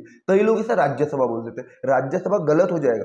Rajya Sabha और लोकसभा ये पार्लियामेंट का हाउस है। अब लोकसभा और राज्यसभा के ऊपर अगर आपको डिटेल वीडियो चाहिए तो मैंने लिंक डिस्क्रिप्शन में डाल दी है, आप उस वीडियो को देख लेना। लोकसभा और राज्यसभा के डिफरेंशिएशन को अच्छे से उसमें समझाया गया है, ठीक है। तो लोकसभा और राज्यसभा अलग है। लोकसभा और राज्यसभा सेंट्रल को रिप्रेजेंट करती है और ये जो विधानसभा ये स्टेट को रिप्रेजेंट करती है। यहाँ चीफ मिनिस्टर बैठे होंगे। कौन बैठा होगा? Chief minister. और लोकसभा और राज्यसभा में आपको प्राइम मिनिस्टर देखने को मिलेगा। तो ये लोकसभा और जो लेजिस्लेटिव असेंबली, विधानसभा, ये 5 साल बाद क्या हो जाती है? डिसॉल्व हो जाती है। और राज्यसभा कभी डिसॉल्व नहीं होती। Rajya Sabha is a permanent body. आप अगर कोई नोट्स पे लिख रहे हो तो उस पर लिख सकते हो कि राज्यसभा जो है ना वो परमानेंट हाउस है, वो कभी डिसॉल्व नहीं होती। ये लोकसभा और ये लेजिस्लेटिव असेंबली, ये 5 साल बाद यहाँ के इलेक्टेड रिप्रेजेंटेटिव का जो टर्म है वो खत्म हो जाता है और ये डिसॉल्व हो जाती है। और अब इन लोकसभा और लेजिस्लेटिव असेंबली को इलेक्ट करने के लिए 5 साल बाद हमारे देश में इलेक्शन होते हैं। और इलेक्शन आपके 2 तरह के होते हैं। टाइप्स ऑफ इलेक्शन की अगर मैं बात करूँ तो 2 तरह के इलेक्शन होते हैं। देखो, अगर इंडिया में एक ही टाइम पर एक ही समय में पूरे कंट्री में अगर इलेक्शन करवाए जा रहे हैं, उसे मैं जनरल इलेक्शन कहता हूँ। And general election is also known as Lok Sabha election, ठीक है। इसे में लोकसभा, जैसे एक हुआ था 2019 में, फिर 2024 में, उसके पहले हुआ था 2014 में, ये जनरल इलेक्शन है, लोकसभा इलेक्शन है। इससे आप देश के प्राइम मिनिस्टर को डिसाइड कर सकते हो, सिलेक्ट कर सकते हो, और ये इंटायर कंट्री में एक ही समय पर होगी। इंटायर कंट्री में या तो एक ही दिन हो रहे होंगे, या कंट्री अगर बहुत बड़ा है, एरिया बहुत बड़ा है, तो वो अलग अलग दिन में हो जाते हैं, यानी एक महीने के अंदर, एक हफ्ते के अंदर पूरे देश के इलेक्शन हो जाते हैं। तो ऐसे इलेक्शन जो इंडिया के सारे कॉन्स्टिट्यूएंसी पर एक ही समय पर, कॉन्स्टिट्यूएंसी मतलब एक एरिया जहाँ से एक रिप्रेजेंटेटिव को इलेक्ट किया जाता है, आगे वीडियो में उसी के बारे में डिस्कस करेंगे। तो इलेक्शन मतलब टाइप्स ऑफ इलेक्शन की अगर बात करूँ तो जनरल इलेक्शन मतलब कि सर ऐसे इलेक्शन जो इंडिया में एक ही समय पर सारे कॉन्स्टिट्यूएंसी में हो जाते हैं, कुछ ही दिनों के अंदर, एक ही दिन के अंदर, तो ऐसे इलेक्शन को मैं जनरल इलेक्शन कहता हूँ। क्या कहता हूँ? जनरल इलेक्शन कहता हूँ। अब इमेजिन करो एक पूरा इंडिया, और इंडिया के सारे कॉन्स्टिट्यूएंसी पर इलेक्शन एक ही समय पर हो रही है, जनरल इलेक्शन, लेकिन एक कॉन्स्टिट्यूएंसी है। अब इस कॉन्स्टिट्यूएंसी के से एक एमपी जो है ना, या तो इसकी डेथ हो गई, या किसी हेल्थ इशू के कारण इसने रिजाइन कर दिया। सपोज इसका एक्सीडेंट हो गया, या कुछ भी हो गया, बीमारी हो गई, हार्ट अटैक आ गया, किसी हेल्थ इशू के कारण इस जो एमपी ने रिजाइन दे दिया। क्या कर दिया? रिजाइन कर दिया, या इस एमपी की डेथ हो गई, तो ये जो सीट है ना, ये वैकेंट हो गई, ये जो सीट है वो खाली हो गई। अब वो खाली वैकेंट सीट पर सीट को फुलफिल करने के लिए वापस से इलेक्शन हो गए। मैं क्या कह रहा हूं कि सर जब इलेक्शन किसी एक कॉन्स्टिट्यूएंसी पर होते हैं, क्योंकि उस कॉन्स्टिट्यूएंसी की सीट को पूरा करने के लिए आप जब इलेक्शन करवा रहे हो, उस इलेक्शन को बाई इलेक्शन कहते हैं। ये बाय बाय वाला, टाटा बाय बाय वाला नहीं, वो बाई इलेक्शन कहते हैं। क्यों? क्योंकि वहां के जो मेंबर्स हो गए, उसने या तो रिजाइन किया होगा, उसकी डेथ हो गई होगी, तो किसी के डेथ के कारण, रिजाइन के कारण अगर वो वैकेंसी, वो कॉन्स्टिट्यूएंसी या वो सीट खाली हो जाती है, तो उस इलेक्शन पर, उस कॉन्स्टिट्यूएंसी पर या उस सीट पर जो इलेक्शन होते हैं, उस इलेक्शन को मैं बाई इलेक्शन कहता हूं। तो क्वेश्चन आता है difference between general election and by election. General election जो पूरे इंडिया में एक ही समय पर हो रहे हैं, उसे मैं जनरल इलेक्शन कहूंगा, सारे कॉन्स्टिट्यूएंसी पर हो रहे हैं। और बाई इलेक्शन किसी एक कॉन्स्टिट्यूएंसी पर हो रहे होंगे, या तो उस कॉन्स्टिट्यूएंसी का जो मेंबर होगा उसकी डेथ हो गई होगी, या उसने रिजाइन कर दिया होगा, अब वो कॉन्स्टिट्यूएंसी खाली है, तो उस पर जो इलेक्शन कंडक्ट करवाए जा रहे हैं, उस इलेक्शन को मैं बाई इलेक्शन कहता हूँ। क्लियर? अब सर ये कॉन्स्टिट्यूएंसी क्या है? तो हमें ये पता है कि सर इंटायर जो कंट्री है ना, इंडिया जैसे इंडिया स्टेट में डिवाइडेड है। किस में डिवाइडेड है? स्टेट में। हर स्टेट डिस्ट्रिक्ट में डिवाइडेड है, और हर डिस्ट्रिक्ट तहसील में डिवाइडेड है, और हर तहसील ब्लॉक में या विलेज में डिवाइडेड है। वैसे ही सर इंडिया जो है ना, इंडिया में इलेक्शन को डिसाइड करने के लिए, इलेक्शन प्रोसेस को ईजी करने के लिए, इलेक्शन के पर्पज के लिए ऑल इंडिया कॉन्स्टिट्यूएंसी में डिवाइडेड है। कॉन्स्टिट्यूएंसी मतलब एरिया में डिवाइडेड है, और उस एरिया से एक एक रिप्रेजेंटेटिव इलेक्ट होता है। तो लोकसभा की कॉन्स्टिट्यूएंसी अलग होती है, और आपकी विधानसभा की, यानी जिसे हम लेजिस्लेटिव असेंबली कहते हैं, उसकी कॉन्स्टिट्यूएंसी अलग होती है। ठीक है? तो कॉन्स्टिट्यूएंसी मतलब क्या कि सर इंटायर कंट्री जो है ना, वो अलग अलग एरिया में डिवाइड होता है। तो जैसे अगर सपोज ये इंडिया है, तो ये इंडिया का अलग अलग एरिया जो है ना, अलग अलग एरिया, ये इंडिया डिवाइडेड है, और हर कॉन्स्टिट्यूएंसी से एक मेंबर या रिप्रेजेंटेटिव आपका इलेक्ट होगा। किसके द्वारा? वोटर्स के द्वारा। अब इमेजिन करो एक कॉन्स्टिट्यूएंसी है नागपुर। अब नागपुर जो कॉन्स्टिट्यूएंसी है ना, वहां के वोटर्स से उस कॉन्स्टिट्यूएंसी के व्यक्ति को इलेक्ट करेंगे। आप ये मत समझो कि इलाहाबाद या लखनऊ या कानपुर के वोटर्स आके, मेरठ या दिल्ली मुंबई के वोटर्स आके नागपुर में वोट करेंगे। नहीं नहीं नहीं, वोटर्स वो जिस एरिया में रहते हैं, वो जिस कॉन्स्टिट्यूएंसी में रहते हैं, the voter who live in an area elect one representative. अगर किसी कॉन्स्टिट्यूएंसी में वोटर रह रहे, तो उस कॉन्स्टिट्यूएंसी के वोटर्स ही उस रिप्रेजेंटेटिव को, उस मेंबर को, उस कैंडिडेट को इलेक्ट कर सकते हैं। आप इमेजिन करो नागपुर एक कॉन्स्टिट्यूएंसी है, और नागपुर में कई सारे कैंडिडेट है, 12 कैंडिडेट है। अब इन 12 कैंडिडेट में से कोई एक कैंडिडेट जो है ना, वो जिसको सबसे ज्यादा वोट मिलेंगे, वो नागपुर कॉन्स्टिट्यूएंसी का रिप्रेजेंटेटिव बन जाएगा। वो नागपुर कॉन्स्टिट्यूएंसी का क्या बन जाएगा? जैसे नितिन गडकरी, कांग्रेस के भी थे, कई सारे लोग थे, लेकिन नितिन गडकरी जो बीजेपी के थे, उन्हें सबसे ज्यादा वोट मिले नागपुर कॉन्स्टिट्यूएंसी से, तो वो नागपुर कॉन्स्टिट्यूएंसी के रिप्रेजेंटेटिव बन गए। वैसे इंडिया अलग अलग कॉन्स्टिट्यूएंसी में डिवाइडेड है। लोकसभा के इलेक्शन के लिए कॉन्स्टिट्यूएंसी अलग है, विधानसभा के इलेक्शन के लिए कॉन्स्टिट्यूएंसी अलग है, और पंचायत के लिए या म्युनिसिपैलिटी की कॉन्स्टिट्यूएंसी के लिए, एरिया के लिए एरिया डिवाइड, जिसे हम वार्ड मेंबर कहते हैं। म्युनिसिपैलिटी के जो इलेक्शन होते हैं, म्युनिसिपैलिटी के इलेक्शन वार्ड मेंबर में डिवाइडेड होता है। ठीक है? पंचायत के इलेक्शन भी वार्ड में डिवाइडेड होते हैं। वैसे ही लोकसभा और विधानसभा के जो इलेक्शन है, वो कॉन्स्टिट्यूएंसीज में डिवाइडेड होता है, कि अलग अलग एरिया, अलग अलग कॉन्स्टिट्यूएंसी है, उन कॉन्स्टिट्यूएंसी से एक एक रिप्रेजेंटेटिव उस कॉन्स्टिट्यूएंसी के वोटर इलेक्ट करेंगे। ठीक है? तो इलेक्टोरल कॉन्स्टिट्यूएंसी की बात करो, तो कंट्री जो है वो अलग अलग एरिया में डिवाइडेड है इलेक्शन पर्पज के लिए, और ये एरिया को मैं इलेक्टोरल कॉन्स्टिट्यूएंसी कहता हूँ, और उस कॉन्स्टिट्यूएंसी के वोटर्स ही उस कॉन्स्टिट्यूएंसी के वोटर्स ही किसी एक रिप्रेजेंटेटिव को इलेक्ट करेंगे, ठीक है। अब अगर मैं लोकसभा की बात करूँ तो लोकसभा के लिए इंडिया जो है ना, इंडिया हमारा जो कंट्री है वो 543 कॉन्स्टिट्यूएंसी में डिवाइडेड है, और ये लोकसभा में बैठे हुए ये लोग 543 एरिया से आए हुए हैं, यानी ये इंटायर इंडिया को आपने 543 कॉन्स्टिट्यूएंसी में डिवाइड किया है। कितने कॉन्स्टिट्यूएंसी में डिवाइड किया? 543 कॉन्स्टिट्यूएंसी में डिवाइड किया। तो ये आपके वाराणसी से हो गई, ये कई और कॉन्स्टिट्यूएंसी से, ये गांधीनगर से, ये आपके नागपुर से, और अलग अलग कॉन्स्टिट्यूएंसी से, अलग अलग एरिया से ये इंडिया के 543 लोग इलेक्ट होकर लोकसभा में बैठे। और ये 543 लोकसभा के कॉन्स्टिट्यूएंसी से इलेक्ट होने वाले मेंबर्स को मैं एमपी कहता हूँ। क्या कहता हूँ? MP, member of parliament. और लेजिस्लेटिव असेंबली से इलेक्ट होने वाले, लेजिस्लेटिव असेंबली की कॉन्स्टिट्यूएंसी से इलेक्ट होने वाले मेंबर को मैं एमएलए कहता हूँ। क्या कहता हूँ? एमएलए। जैसे क्या क्या हो जाता है, पंचायत के वार्ड से इलेक्ट होने वाले को मैं वार्ड मेंबर कहता हूँ। लोकसभा के कॉन्स्टिट्यूएंसी से इलेक्ट होने वाले, लोकसभा के कॉन्स्टिट्यूएंसी से इलेक्ट होने वाले हर रिप्रेजेंटेटिव को मैं मेंबर ऑफ पार्लियामेंट एमपी कहता हूँ। और विधानसभा यानी लेजिस्लेटिव असेंबली की कॉन्स्टिट्यूएंसी से इलेक्ट होने वाले हर रिप्रेजेंटेटिव को मैं एमएलए कहता हूँ, मेंबर ऑफ लेजिस्लेटिव असेंबली। समझ में आ रहा है मैं क्या कहता हूँ? तो लोकसभा की अगर मैं बात करूँ तो हमारा कंट्री लोकसभा इलेक्शन के लिए, इंडिया जो है लोकसभा इलेक्शन के लिए 543 कॉन्स्टिट्यूएंसी में डिवाइडेड है, और हर कॉन्स्टिट्यूएंसी से इलेक्ट होने वाले रिप्रेजेंटेटिव को हम मेंबर ऑफ पार्लियामेंट कहते हैं। 543 कॉन्स्टिट्यूएंसी में से हर कॉन्स्टिट्यूएंसी से इलेक्ट होने वाले रिप्रेजेंटेटिव को हम मेंबर ऑफ पार्लियामेंट एमपी कहते हैं, और ये मेंबर ऑफ पार्लियामेंट लोकसभा में जाके बैठेंगे, ठीक है। उसके अलावा उसी तरीके से विधानसभा के इलेक्शन के लिए हर स्टेट कॉन्स्टिट्यूएंसी में डिवाइडेड है। 28 स्टेट है, और 28 स्टेट में 28 क्या है? लेजिस्लेटिव असेंबली है। 28 स्टेट में 20, जैसे हरियाणा में 90 कॉन्स्टिट्यूएंसी है, ठीक है, लेजिस्लेटिव असेंबली की। मध्य प्रदेश में 230 कॉन्स्टिट्यूएंसी है लेजिस्लेटिव असेंबली की। वैसे हर स्टेट में अलग अलग है। और इंटायर कंट्री के लिए लोकसभा की कितनी कॉन्स्टिट्यूएंसी है? 543। तो इंटायर कंट्री के लिए लोकसभा की 543 है। मध्य प्रदेश के लिए 230 है, मध्य प्रदेश स्टेट की, और हरियाणा स्टेट की, हरियाणा लेजिस्लेटिव असेंबली के लिए 90। ये चीज़ आपको याद रखना है, ठीक है। और एक और चीज़ आपको कमेंट करके बताना कि सर लोकसभा की जो 543 कॉन्स्टिट्यूएंसी है ना, ये किस स्टेट में सबसे ज़्यादा है? ये किस स्टेट में सबसे ज़्यादा है, और किस स्टेट में लोकसभा की कॉन्स्टिट्यूएंसी सबसे कम है, ये आपको हमें कमेंट करके बताना है, ठीक है। उसके अलावा अगर बात करूँ विधानसभा के इलेक्शन के लिए, तो हर स्टेट जो है ना वो लोकसभा, विधानसभा के इलेक्शन के लिए, लेजिस्लेटिव असेंबली के इलेक्शन के लिए कॉन्स्टिट्यूएंसी में डिवाइडेड है, और हर कॉन्स्टिट्यूएंसी से इलेक्टेड होने वाले रिप्रेजेंटेटिव को हम क्या कहते हैं? एमएलए या मेंबर ऑफ लेजिस्लेटिव असेंबली कहते हैं। उसी तरीके से हर पंचायत या म्युनिसिपल कॉर्पोरेशन या म्युनिसिपल के जो इलेक्शन है, पंचायत या म्युनिसिपलिटी के जो इलेक्शन है, उसके लिए हर विलेज और टाउन किस में डिवाइडेड है? वार्ड। लेजिस्लेटिव असेंबली के इलेक्शन के लिए स्टेट कॉन्स्टिट्यूएंसी में डिवाइडेड है, लोकसभा के इलेक्शन के लिए पूरा कंट्री कॉन्स्टिट्यूएंसी में डिवाइडेड है, और पंचायत और म्युनिसिपलिटी के इलेक्शन के लिए टाउन और विलेज वार्ड में डिवाइडेड है। ये चीज याद रखना, ठीक है। उसके बाद अब क्या होता है कि सर ये जो कॉन्स्टिट्यूएंसी है ना, कुछ कॉन्स्टिट्यूएंसी रिजर्व भी होती है, कुछ कॉन्स्टिट्यूएंसी क्या होती है? रिजर्व होती है। अब क्या कह रहे हो सर? जैसे अगर मैं इंडिया की बात करूं, लोकसभा के इलेक्शन के लिए इंटायर इंडिया 543 कॉन्स्टिट्यूएंसी के लिए कॉन्स्टिट्यूएंसी में डिवाइडेड है, तो इन 543 कॉन्स्टिट्यूएंसी में कुछ कॉन्स्टिट्यूएंसी ऐसी होगी 100, 50, 80, ये कॉन्स्टिट्यूएंसी सिर्फ और सिर्फ पर्टिकुलर कास्ट के लिए रिजर्व होगी। क्यों ऐसा? तो समझते हैं।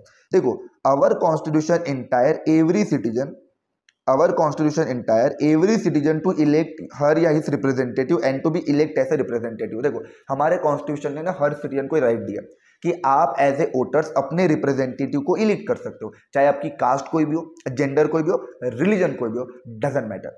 आप एज ए वोटर्स, आप एज ए सिटीजन अपने एरिया के हर रिप्रेजेंटेटिव को इलेक्ट कर सकते हो, और चाहो तो एज ए सिटीजन आप क्या कर सकते हो? खुद रिप्रेजेंटेटिव भी बन सकते हो। ये हमारे कॉन्स्टिट्यूशन ने हर किसी को राइट दिया है। क्या राइट दिया? कि हर सिटीजन के पास ये राइट है कि वो अपने रिप्रेजेंटेटिव को इलेक्ट करे या खुद होकर रिप्रेजेंटेटिव बन जाए। भैया मैं कब तक वोट दूं? चलो आज देश का नेता बन जाता हूँ, आज मैं देश का प्राइम मिनिस्टर बनना है, तो मैं प्राइम मिनिस्टर के लिए इलेक्शन नहीं होते, मैं लोकसभा का एमपी बन जाता हूँ। अब मेरी पार्टी में सबसे ज्यादा एमपी हो गए तो मेरे पार्टी के व्यक्ति को मैं प्राइम मिनिस्टर बना दूंगा, ठीक है। तो सुमित सर चले प्राइम मिनिस्टर बनने। तो रिजर्व कॉन्स्टिट्यूएंसी, कुछ सीट क्या होती है? रिजर्व होती है। किसके लिए? क्यों होती है? कैसे होती है? ये देखो अगर हमारे देश में ओपन इलेक्टोरल कंपटीशन हो, challenge in the open electoral competition, क्या चैलेंजेस है हमारे देश के ये इलेक्टोरल कंपटीशन में? देखो पहला चैलेंजेस ये है ना कि सर देश में इलेक्शन हो रहे हैं, हाँ, आपने बोला राइट टू वोट है, हाँ बिल्कुल सही है, और इस राइट टू वोट में हर सिटीजन, हर जेंडर, हर रिलीजन को इक्वल वोटिंग राइट है, हाँ बिल्कुल है। लेकिन रिप्रेजेंटेटिव कौन बनेगा? रिप्रेजेंटेटिव वही बनेगा जिसके पास पैसा होगा, रिप्रेजेंटेटिव वही बनेगा जिसके कॉन्टैक्ट होंगे, रिप्रेजेंटेटिव वही होगा जो इन्फ्लुएंस कर पाएगा। इसमें जो वीकर सेक्शन होगा, कुछ वीकर सेक्शन ऐसे होंगे जिनके पास फेयर चांसेस नहीं होंगे, जिनके पास गुड चांसेस नहीं होंगे कि वो लोकसभा या स्टेट लेजिस्लेटिव असेंबली से इलेक्ट हो जाए, या वो एमपी बने या एमएलए बने। अगर इंडिया में जैसे ये इलेक्टोरल कंपटीशन है ना, इंडिया में जो ओपन इलेक्टोरल कंपटीशन है, हर कोई आओ, हर कोई पार्टिसिपेट करो। अब इमेजिन करो आपकी क्लास में 40 बच्चों के बीच में एक रेस हो रही है। अब 40 बच्चों को बोला गया कि 40 बच्चे रेस में भाग जाओ, और जो जीतेगा हम उसको फर्स्ट प्राइज बना देंगे, या हम उसको क्लास का मॉनिटर बना देंगे। अब क्लास का मॉनिटर बनने के लिए 40 बच्चों की रेस चला दी गई और 40 बच्चे भाग रहे, लेकिन उसमें कुछ ऐसे बच्चे जो माल न्यूट्रिशन है, कुछ वैसे अच्छे बच्चे ऐसे हैं जो दुबले पतले, कुछ बच्चे ऐसे हैं जो कमजोर है, कुछ बच्चा ऐसा है जो चल नहीं पा रहा है, तो इनके साथ ये अनफेयर हो जाएगा ना। अब जो हट्टे कट्टे बच्चे हो गए, हेल्थी बच्चे हो गए, वो तो रेस में भाग जाएंगे, वो जीत जाएंगे, तो हमेशा रेस वही जीतेगी और वही क्लास का मॉनिटर बन पाएंगे। लेकिन जो ऐसे बच्चे जो वीकर सेक्शन में, जो कमजोर है, जो माल न्यूट्रिशन को फेस कर रहे हैं, जो पुअर है, जो चल नहीं पा रहे हैं, जो दुबले पतले हैं, जिनमें ताकत कम है, वो कभी भी क्लास का मॉनिटर नहीं बन पाएगी क्योंकि वो रेस जीत ही नहीं पा रहे। तो ऐसे चक्कर में, ऐसे सिचुएशन में ये डेमोक्रेसी जो है ना, वो आपकी कहीं ना कहीं लेस रिप्रेजेंटेटिव डेमोक्रेसी कहलाएगी, यानी आपकी लेस डेमोक्रेटिक कंट्री कहलाएगी। कि यार डेमोक्रेसी में पार्टिसिपेशन तो हर किसी को मिलता है, लेकिन यहाँ उन लोगों को पार्टिसिपेशन मिल ही नहीं पा रहा, वो लोग पार्टिसिपेट कर ही नहीं पा रहे। क्यों? क्योंकि वो पुअर है या क्योंकि वो कमजोर है। तो कमजोर लोग ऐसे सिचुएशन में कभी भी डेमोक्रेसी में पार्टिसिपेट नहीं कर पाएंगे। इसी सिचुएशन को अवॉइड करने के लिए हमारे यहाँ क्या बोला गया है, ऐसे वीकर सेक्शन लोग जिनके चांसेस बहुत कम होते हैं इलेक्शन जीतने के, ऐसे वीकर सेक्शन लोग may not stand a good chances to get elected Lok Sabha and state legislative assembly. ऐसे सेक्शन या ऐसे वीकर सेक्शन जिनके लेजिस्लेटिव असेंबली या लोकसभा में इलेक्टेड होने के चांसेस अच्छे नहीं होते, उनके लिए हमने रिजर्व कॉन्स्टिट्यूएंसी लाई है। दूसरा क्या बोला गया, दे में क्यों नहीं होते जीतने के चांसेस? क्योंकि सर ऐसे लोगों के पास ना तो रिसोर्सेस होता है, ना ये लोग पढ़े लिखे होते, ना इनके पास कांटेक्ट होता है कि किसी को भीड़ इकट्ठा कर सके, लोगों की महफिल बना सके, रैली कर सके, मीटिंग कर सके, ठीक है, ताकि वो इलेक्शन को जीत सके। तो they may not have the required resources, education and contact to contest and win election against other. तो इनके पास ना तो रिसोर्सेस होता है, ना इनके पास इतना पैसा होता है, ना इनके पास इतना एजुकेशन होता है, ना इनके पास इतने कॉन्टेक्ट होते हैं कि ये किसी के अगेंस्ट में इलेक्शन जीत जाए। समझ में आ रहा मैं क्या कह रहा हूँ? तीसरा, those who are influential and resourceful. अब जो व्यक्ति पैसे वाला होगा, जो इन्फ्लुएंशियल होगा, जो रिसोर्सफुल होगा, वो हमेशा इन लोगों को इलेक्शन जीतने से रोक देगा। अब रेस में अगर एक हट्टा कट्टा व्यक्ति दौड़ रहा है और उसने देखा कि कोई कमजोर व्यक्ति दौड़ रहा है, वो उसको कभी जीतने ही नहीं देगा। वो या तो पाव में पाव डाल के उसको गिरा देगा और भाग जाएगा, ठीक है, या उसको बोलेगा कि अगर तू रेस में पार्टिसिपेट कर दिया तो तू बाथरूम के बाहर मिल, 2 चपेट लगाओगा, तू रेस में भागना भूल जाएगा। वो बेचारा कभी पार्टिसिपेट ही नहीं कर पाएगा, वो तो डर जाएगा। तो ऐसे सिचुएशन में क्या बोला गया कि जो इन्फ्लुएंसर है, जो रिसोर्सफुल है, वो कभी भी ऐसे कैंडिडेट को इलेक्शन जीतने से रोकेगा।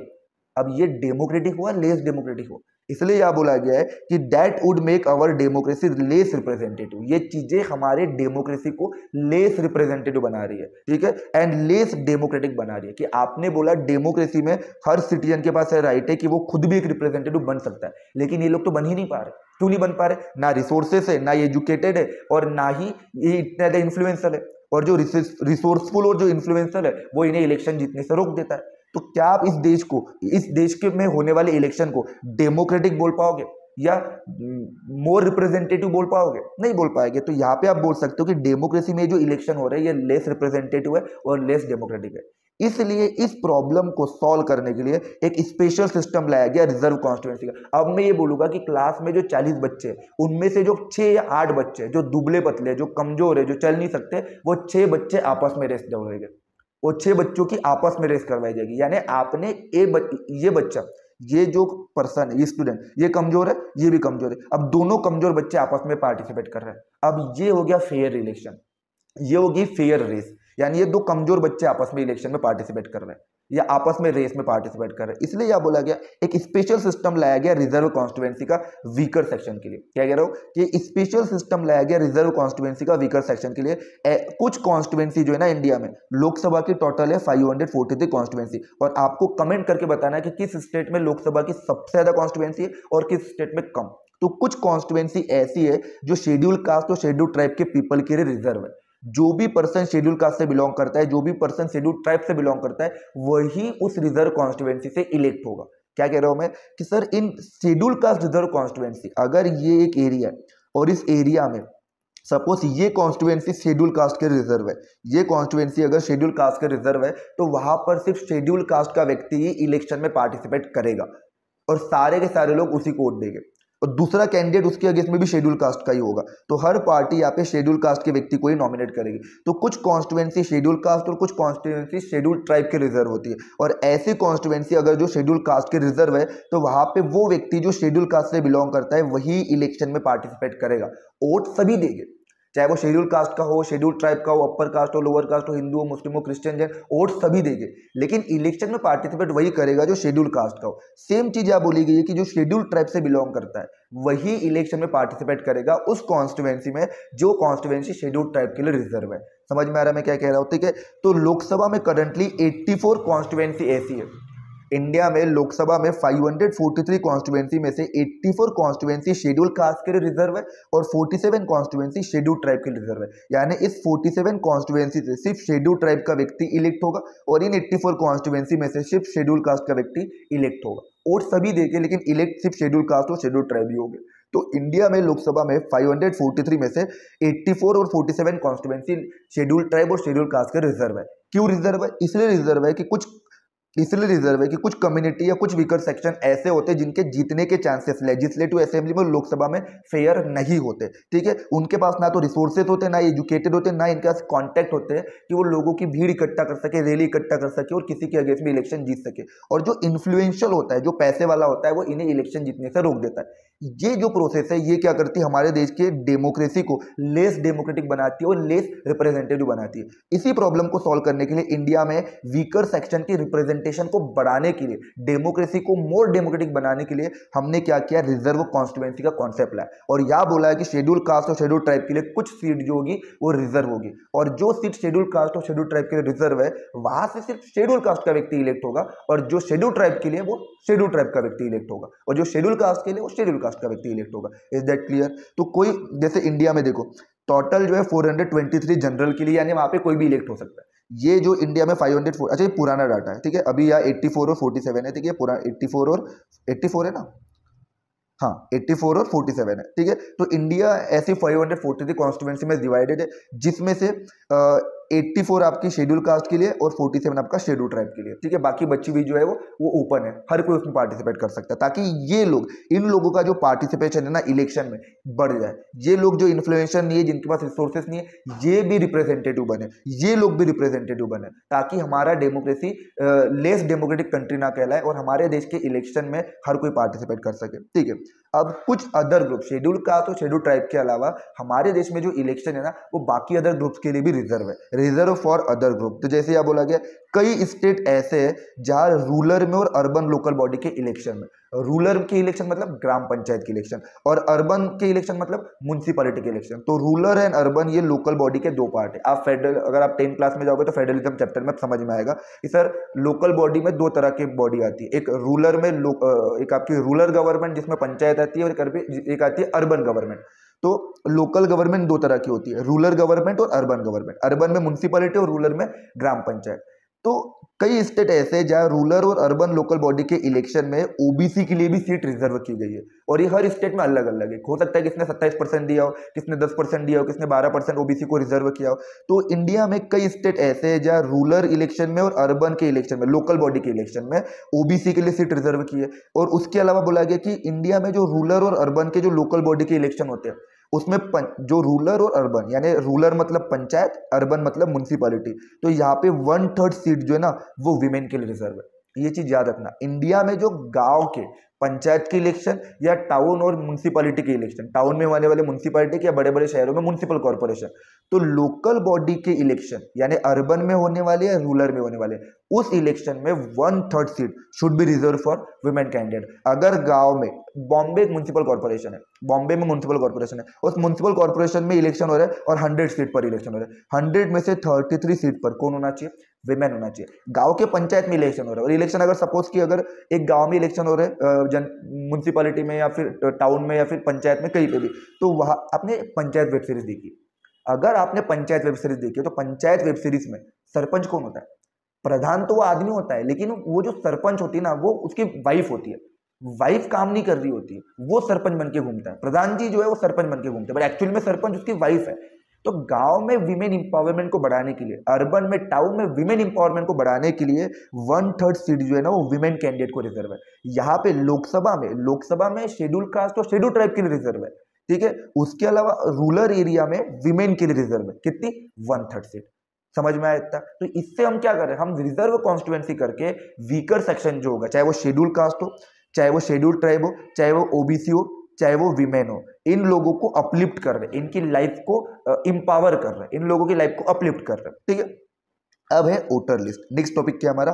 Voter list. Sir voter list मतलब क्या? सर एक लिस्ट होती है जिसमें नाम लिखा होता है कि आप इलेक्शन में वोट दे सकते हो या नहीं दे सकते हो। तो वोटर लिस्ट मतलब ऐसी लिस्ट जिसमें इलिजिबल वोटर का नाम लिखा होता है। The list of those who are eligible to vote is prepare much before the election and given to the everyone. कि सर एक ऐसी लिस्ट जिसमें उन व्यक्ति का नाम लिखा होता है जो वोटिंग के लिए एलिजिबल है। अब वोटिंग के लिए एलिजिबल होने के लिए क्या करना पड़ेगा? ये हम सबको पता है, एक कॉन्सेप्ट है हमारे देश में, यूनिवर्सल एडल्ट फ्रेंचाइजी। क्या कॉन्सेप्ट है? Universal adult franchise. ये मैं आगे बताऊंगा कि सर एक ऐसी लिस्ट जिसमें उन लोगों का नाम लिखा होता है जो वोटिंग के लिए एलिजिबल होते हैं, और इस लिस्ट को मैं कहता हूं वोटर लिस्ट। क्या कहता हूं? Voter list. और एक चीज याद रखना कि वोटर लिस्ट को इलेक्टोरल रोल भी कहते हैं। क्या कहते हैं? Electoral roll. तो ये लिस्ट हर बार इलेक्शन के टाइम पे, जब जब देश में इलेक्शन होते हैं, हर 5 साल बाद इलेक्शन होते हैं, हर 5 साल बाद ये लिस्ट जो है रिवाइज होती रहती है। जो लोग 18 के हो गए उसका नाम ऐड किया जाता है, और जिनकी डेथ हो गई उनका नाम रिमूव कर दिया जाता है। तो वोटर लिस्ट जो है ना, हमारे देश की जो वोटर लिस्ट है वो यूनिवर्सल एडल्ट फ्रेंचाइजी के बेसिस पर बनती है।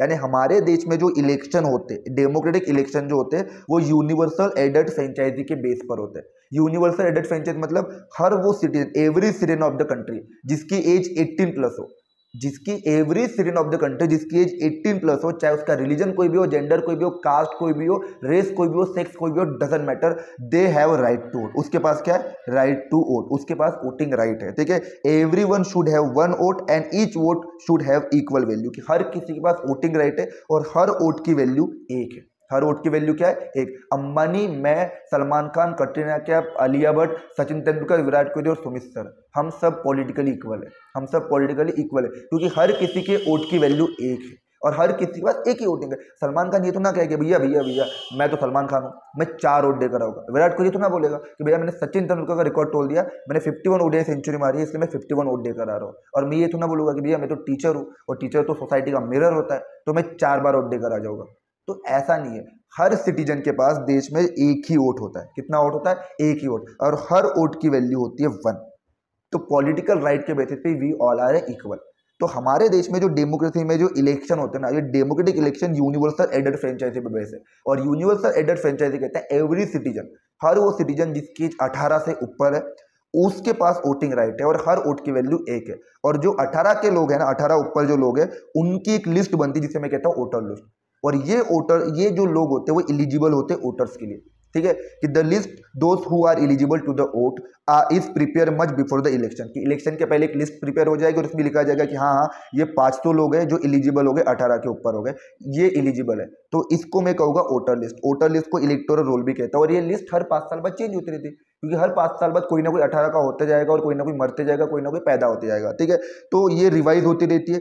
नेम ऐड किया जाता है, जो 18 के हो गए और जिनकी डेथ हो गई उनका नेम हटा दिया जाता है। और ये वोटर लिस्ट ये बात से ध्यान रखता है कि इक्वलिटी मेंटेन की जाए करके, हमें हर किसी को वोटिंग राइट देना है। No one can be denied the right to vote. हम किसी को भी वोटिंग राइट देने से मना नहीं कर सकते, चाहे वो अपर कास्ट हो, चाहे लोअर कास्ट हो, चाहे वो मैन हो, चाहे वीमेन हो, चाहे वो मेजोरिटी रिलीजन का हो, चाहे माइनॉरिटी का रिलीजन का हो, हमें हर किसी को वोटिंग राइट देना है। ये इक्वलिटी को हमें इंश्योर करना है। और ये डेमोक्रेटिक इलेक्शन या वोटर लिस्ट किस पर बेस होती है? यूनिवर्सल एडल्ट फ्रेंचाइजी पर बेस होती है, ठीक है। अब वोटर लिस्ट बन गई, हम क्या पढ़, देखो कंफ्यूज मत होना, हम एक बार पहले देख लेते कि हमने अभी तक क्या क्या पढ़ लिया। हमने क्या पढ़ा? हमने पढ़ा सर इलेक्शन क्यों जरूरी है, ठीक है। इलेक्शन इसलिए जरूरी है क्योंकि पीपल खुद अपना डिसीजन नहीं ले सकते, इसलिए वो रिप्रेजेंटेटिव को इलेक्ट करते हैं। और रिप्रेजेंटेटिव हमारे बिहाफ में क्या करते हैं? डिसीजन लेते हैं, ठीक है। तो रिप्रेजेंटेटिव हमारे बिहाफ में, हमारे कंट्री के लिए डिसीजन लेते हैं और इन्हें रिप्रेजेंटेटिव पीपल बनाते हैं, ठीक है। और पीपल कैसे बनाते हैं? इलेक्शन के थ्रू, ठीक है। इलेक्शन में जाएंगे, इलेक्शन एक मैकेनिज्म है जिसके थ्रू पीपल अपने रिप्रेजेंटेटिव को इलेक्ट करेगा। दूसरा क्या बोला गया सर? इलेक्शन जो है वो डेमोक्रेटिक क्यों है? क्योंकि sir free and fair election हो गए, हर 5 साल बाद इलेक्शन हो गए, लोगों के पास चॉइसेस हो गए और हर किसी के पास इक्वल वोटिंग राइट होगा। उसके बाद क्या बोला गया, सर इलेक्शन है तो पॉलिटिकल कंपटीशन भी होगा, अच्छी बात है, लेकिन उसमें नेगेटिव साइड भी है। इलेक्शन में अगर कंपटीशन होगा तो डिसयूनिटी आएगी, डर्टी ट्रिक्स यूज किया जाएगा, लॉन्ग टर्म पॉलिसी नहीं बनेगी। लेकिन बेनिफिट ये है कि कंपटीशन के डर से एटलीस्ट पॉलिटिकल लीडर काम करेंगे, उन्हें पता है कि अगर मैंने काम नहीं किया तो कोई और इश्यूज को राइज करेगा, और जो इश्यूज को पब्लिक के इश्यूज को राइज करेगा उसके जीतने के चांसेस ऑफ विक्ट्री इंक्रीज हो जाएंगे, इसलिए उसे काम करना पड़ेगा। हम ये देखते हैं कि पॉलिटिकल कंपटीशन अगली है, डिवीजन लेकर आएगा, लेकिन कहीं ना कहीं ये लोग पॉलिटिकल पार्टी को, लीडर को प्रेशराइज कर रहा है, फोर्स कर रहा है कि आपको पीपल के लिए काम करना पड़ेगा। उसके अलावा सर सिस्टम ऑफ इलेक्शन हमने देख लिया, ठीक है, हर लोकसभा हो या विधानसभा हो, हर किसी के इलेक्शन 5-5 साल बाद होते हैं। दो तरह के इलेक्शन हो गए, जनरल इलेक्शन, बाई इलेक्शन। पूरे देश में हो रहे हो तो जनरल इलेक्शन, किसी एक कॉन्स्टिट्यूएंसी पर किसी की डेथ हो गई या रिजाइन दे दिया तो ये बाई इलेक्शन कहलाएगा। उसके बाद इलेक्टोरल कॉन्स्टिट्यूएंसी की, लोकसभा के इलेक्शन के लिए पूरा कंट्री 543 कॉन्स्टिट्यूएंसी में डिवाइडेड है, उस कॉन्स्टिट्यूएंसी से इलेक्ट होने वाले मेंबर को MP कहूंगा, मेंबर ऑफ पार्लियामेंट। उसी तरीके से विधानसभा, पूरा स्टेट हर कॉन्स्टिट्यूएंसी में डिवाइडेड है लेजिस्लेटिव असेंबली या विधानसभा के इलेक्शन के लिए, और उस कॉन्स्टिट्यूएंसी से इलेक्ट होने वाले मेंबर को मैं MLA कहूंगा। क्या कहूंगा? MLA। लोकसभा से, अगर लोकसभा कॉन्स्टिट्यूएंसी से इलेक्ट हो रहा हो तो MP, और लेजिस्लेटिव असेंबली के कॉन्स्टिट्यूएंसी से इलेक्ट हो रहा हो तो MLA, ठीक है। उसी तरीके से पंचायत और म्युनिसिपैलिटी के इलेक्शन के लिए गांव और टाउन वार्ड मेंबर में डिवाइडेड होगा, ठीक है। अब रिजर्व कॉन्स्टिट्यूएंसी क्यों है? क्योंकि ये जो वीकर सेक्शन है, ये वीकर सेक्शन जो है ना, अनफेयर डिसएडवांटेज को फेस कर रहे थे, और इनके पार्टिसिपेशन को बढ़ाने के लिए हमने क्या किया, कुछ कॉन्स्टिट्यूएंसी को रिजर्व कर दिया ताकि लेस डेमोक्रेटिक ना हो इलेक्शन, मोर डेमोक्रेटिक हो, ठीक है। लेस डेमोक्रेटिक सिस्टम, मोर डेमोक्रेटिक इलेक्शन करवाने के लिए हमने कुछ सेक्शन के लिए जो है ना, सर्टेन सेक्शन के लिए कुछ कॉन्स्टिट्यूएंसी रिजर्व किए। तो शेड्यूल ट्राइब के लिए हमने 47 किए और शेड्यूल कास्ट के लिए 84 किए। उसके अलावा विमेन के लिए भी हमने इंडिया में जो पंचायत या म्युनिसिपैलिटी के जो इलेक्शन होते हैं उसमें 1/3 सीट रिजर्व करके रखी है। अब वोटर लिस्ट भी हमने देख लिया, यूनिवर्सल एडेड फ्रेंचाइजी के पर बेस होती है। अब है क्या, अब नेक्स्ट टॉपिक है हमारा नॉमिनेशन ऑफ कैंडिडेट। सर अब मेरा वोटर लिस्ट में नाम आ गया, मैं एलिजिबल हो गया हूँ एज ए वोटर्स के लिए, लेकिन मुझे अब कैंडिडेट बनना है। वोटर से मेरा मन भर गया, अब मैं खुद चाहता हूँ कि लोग मुझे वोट करें। तो एज ए कैंडिडेट मुझे बनने के लिए, एज ए रिप्रेजेंटेटिव मुझे बनने के लिए क्या करना पड़ेगा? कुछ नहीं करना पड़ेगा sir. There are almost no restriction on anyone contested election. India में इलेक्शन में कोई भी पार्टिसिपेट कर सकता, उसमें आपको कोई भी रिस्ट्रिक्शन नहीं है। बस इस चीज का ध्यान रखना पड़ेगा कि आप अगर लोकसभा के इलेक्शन में पार्टिसिपेट कर रहे हो या विधानसभा के इलेक्शन में पार्टिसिपेट कर रहे हो तो आपकी minimum age should be 25 year. Candidate की मिनिमम एज कितनी होनी चाहिए? 25 ईयर, ठीक है। वोटिंग के लिए आपकी मिनिमम एज होती है 18, वोटर्स के लिए जो मिनिमम एज होती है वो 18। लेकिन अगर आप लोकसभा के इलेक्शन में पार्टिसिपेट कर रहे हो या फिर आप लेजिस्लेटिव असेंबली के इलेक्शन में पार्टिसिपेट कर रहे हो तो एज ए कैंडिडेट आपकी मिनिमम एज 25 ईयर है। कुछ चीजें याद रखना, जैसे लोकसभा के इलेक्शन के लिए आपकी 25 चाहिए होती है, राज्यसभा के लिए 30 चाहिए होती है, और आपका प्रेसिडेंट के लिए जो आपकी एज चाहिए होती है वो 35 चाहिए होती है, और वोटर्स के लिए जो आपकी एज है वो 18 चाहिए होती है, ठीक है। तो अगर आपको इलेक्शन में पार्टिसिपेट करना है एज ए कैंडिडेट तो कुछ नहीं करना है, बस आपकी मिनिमम एज 25 ईयर होना चाहिए, ठीक है। अब क्या करना पड़ेगा? उसके बाद आपको किसी एक पॉलिटिकल पार्टी को पकड़ना पड़ेगा, वो पॉलिटिकल पार्टी आपको नॉमिनेट करेगी। समझो इस बात को, मैं क्या कह रहा हूँ कि पॉलिटिकल पार्टी क्या करेगी? कैंडिडेट को नॉमिनेट करेगी।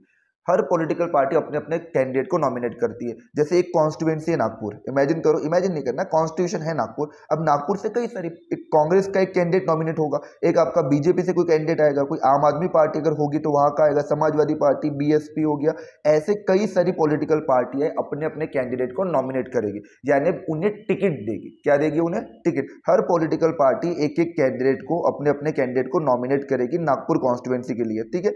अब एज ए वोटर्स मुझे इनमें से जो कैंडिडेट अच्छा लगता है मैं उसको वोट दूंगा, और जिस कैंडिडेट को सबसे ज्यादा वोट आएंगे वो जीत जाएगा, ठीक है। तो पॉलिटिकल पार्टी क्या करती है? उस कैंडिडेट को नॉमिनेट करती है, और जो नॉमिनेटेड कैंडिडेट होगा उसको पार्टी का सिंबल मिलेगा, वो पार्टी के नाम पे इलेक्शन लड़ेगा और पार्टी उसको सपोर्ट करेगी। अब अगर नागपुर एक कॉन्स्टिट्यूएंसी, तो नागपुर से बीजेपी ने सपोर्ट किया है नितिन गडकरी को, तो क्या वहां से बीजेपी से बहुत सारे लोग पार्टिसिपेट नहीं करेंगे? एक, बाकी सब कांग्रेस होगी, बाकी अलग पार्टी होगी। उसी तरीके से आप बोला कि हर पॉलिटिकल पार्टी अपने कैंडिडेट को इलेक्शन में नॉमिनेट करती है, उन्हें पार्टी सिंबल देती है, उन्हें पार्टी का नाम देती है, और फिर पार्टी उन्हें सपोर्ट करती है। यानी इस कॉन्सेप्ट को बोला जाता है टिकट। पार्टी जो कैंडिडेट को नॉमिनेशन करती है उसे अक्सर लोग टिकट भी कहते हैं कि यार मुझे बीजेपी की टिकट मिल गई, मुझे कांग्रेस की मिल गई, ठीक है। और जिसको टिकट नहीं मिली वो इंडिपेंडेंट होता है, वो किसी पार्टी से नहीं लड़ता, वो खुद से लड़ता है, ठीक है। तो every person who wishes to contest an election has to fill a nomination form. और हर वो व्यक्ति जो इलेक्शन में पार्टिसिपेट करना चाहता है या जिसे टिकट मिली हो, टिकट ना भी मिली हो, तो आप इंडिपेंडेंट होकर इलेक्शन में पार्टिसिपेट करना चाहते हो तो आपको एक नॉमिनेशन फॉर्म फिलअप करना होता है। ठीक है, जैसे आपको स्कूल में, कोचिंग में, किसी भी चीज में एडमिशन लेना हो तो एडमिशन फॉर्म फिलअप करना होता है ना, वैसे यहाँ पे नॉमिनेशन फॉर्म। तो हर कैंडिडेट को जो इलेक्शन में पार्टिसिपेट करना चाहता है तो उसे एक नॉमिनेशन फॉर्म फिलअप करना होता है। क्या फिलअप करना होता है? Nomination form. और होता है ना कि जब आप स्कूल में जा रहे हो तो एडमिशन फॉर्म अगर आप फिलअप करो तो एडमिशन फीस देनी पड़ती है कि भैया ये एडमिशन फॉर्म है। स्कॉलरशिप फॉर्म अगर फिलअप करो तो स्कॉलरशिप फॉर्म का आपको पे करना पड़ता है। एडमिशन फॉर्म फिलअप करो तो एडमिशन फॉर्म का आपको पैसा देना पड़ता है। वैसे अगर कोई कैंडिडेट इलेक्शन में पार्टिसिपेट कर रहा है तो उसको नॉमिनेशन फॉर्म फिलअप करना पड़ता है, लेकिन साथ ही साथ कुछ अमाउंट ऑफ मनी आपको देना पड़ता है सिक्योरिटी डिपॉजिट के रूप में। किसके रूप में? सिक्योरिटी। ये दो चीजें आपको याद रखना है कि सर मुझे ऐसे कैंडिडेट इलेक्शन में पार्टिसिपेट करने के लिए पहले तो मेरे पास एक मिनिमम एज होनी चाहिए। ठीक है, एक कोई भी पॉलिटिकल पार्टी मुझे ऐसे अपना कैंडिडेट नॉमिनेट करे, मुझे टिकट दे, और अगर किसी पॉलिटिकल पार्टी ने मुझे नॉमिनेट नहीं किया, टिकट नहीं दी, तो मैं इंडिपेंडेंट होकर भी पार्टिसिपेट कर सकता हूँ। ठीक है, तो जितने भी कैंडिडेट जो इलेक्शन में पार्टिसिपेट करना चाहेंगे उन्हें नॉमिनेशन फॉर्म फिलअप करना पड़ेगा। और नॉमिनेशन फॉर्म जब आप फिलअप करोगे तो आपको सिक्योरिटी डिपॉजिट देना पड़ेगा, सम अमाउंट ऑफ मनी आपको देना पड़ेगा। और अकॉर्डिंग टू सुप्रीम कोर्ट के ऑर्डर के अकॉर्डिंग हर वो कैंडिडेट जो नॉमिनेशन फॉर्म फिलअप कर रहा है ना, उसमें क्या लिखा होगा? उसमें 3 चीजें आपको लिखनी पड़ती है। पहली चीज, आपके ऊपर कितने सीरियस क्रिमिनल केसेस पेंडिंग है। तो वो जो कैंडिडेट जो इलेक्शन में पार्टिसिपेट कर रहा है उसके अगेंस्ट में कितने सीरियस क्रिमिनल केसेस पेंडिंग है, यानी कितने सीरियस क्रिमिनल केसेस उसके चल रहे हैं कोर्ट में। दूसरा, आपके पास कितनी संपत्ति है, एसेट कितना है, लायबिलिटी कितनी है, प्रॉपर्टी कितना है, नेटवर्क कितना है, आपके पास बंगले कितने, घर कितने, सारी चीजें आपको अपनी लिखनी पड़ती है। एसेट की, लायबिलिटी, गाड़ी, बंगला जो भी होगा आपका, उस सारी चीजें लिखना पड़ेगा। ठीक है, उसके अलावा आपकी एजुकेशन क्वालिफिकेशन कितनी है, वो खाली नाम की बात है। हमारे देश में 5वीं फेल भी नेता लीडर बन जाता है, मिनिस्टर बन जाता है, और अंगूठा छाप व्यक्ति हमारे देश में चीफ मिनिस्टर बन जाता है। तो ये कहने की बात होती है एजुकेशन क्वालिफिकेशन की।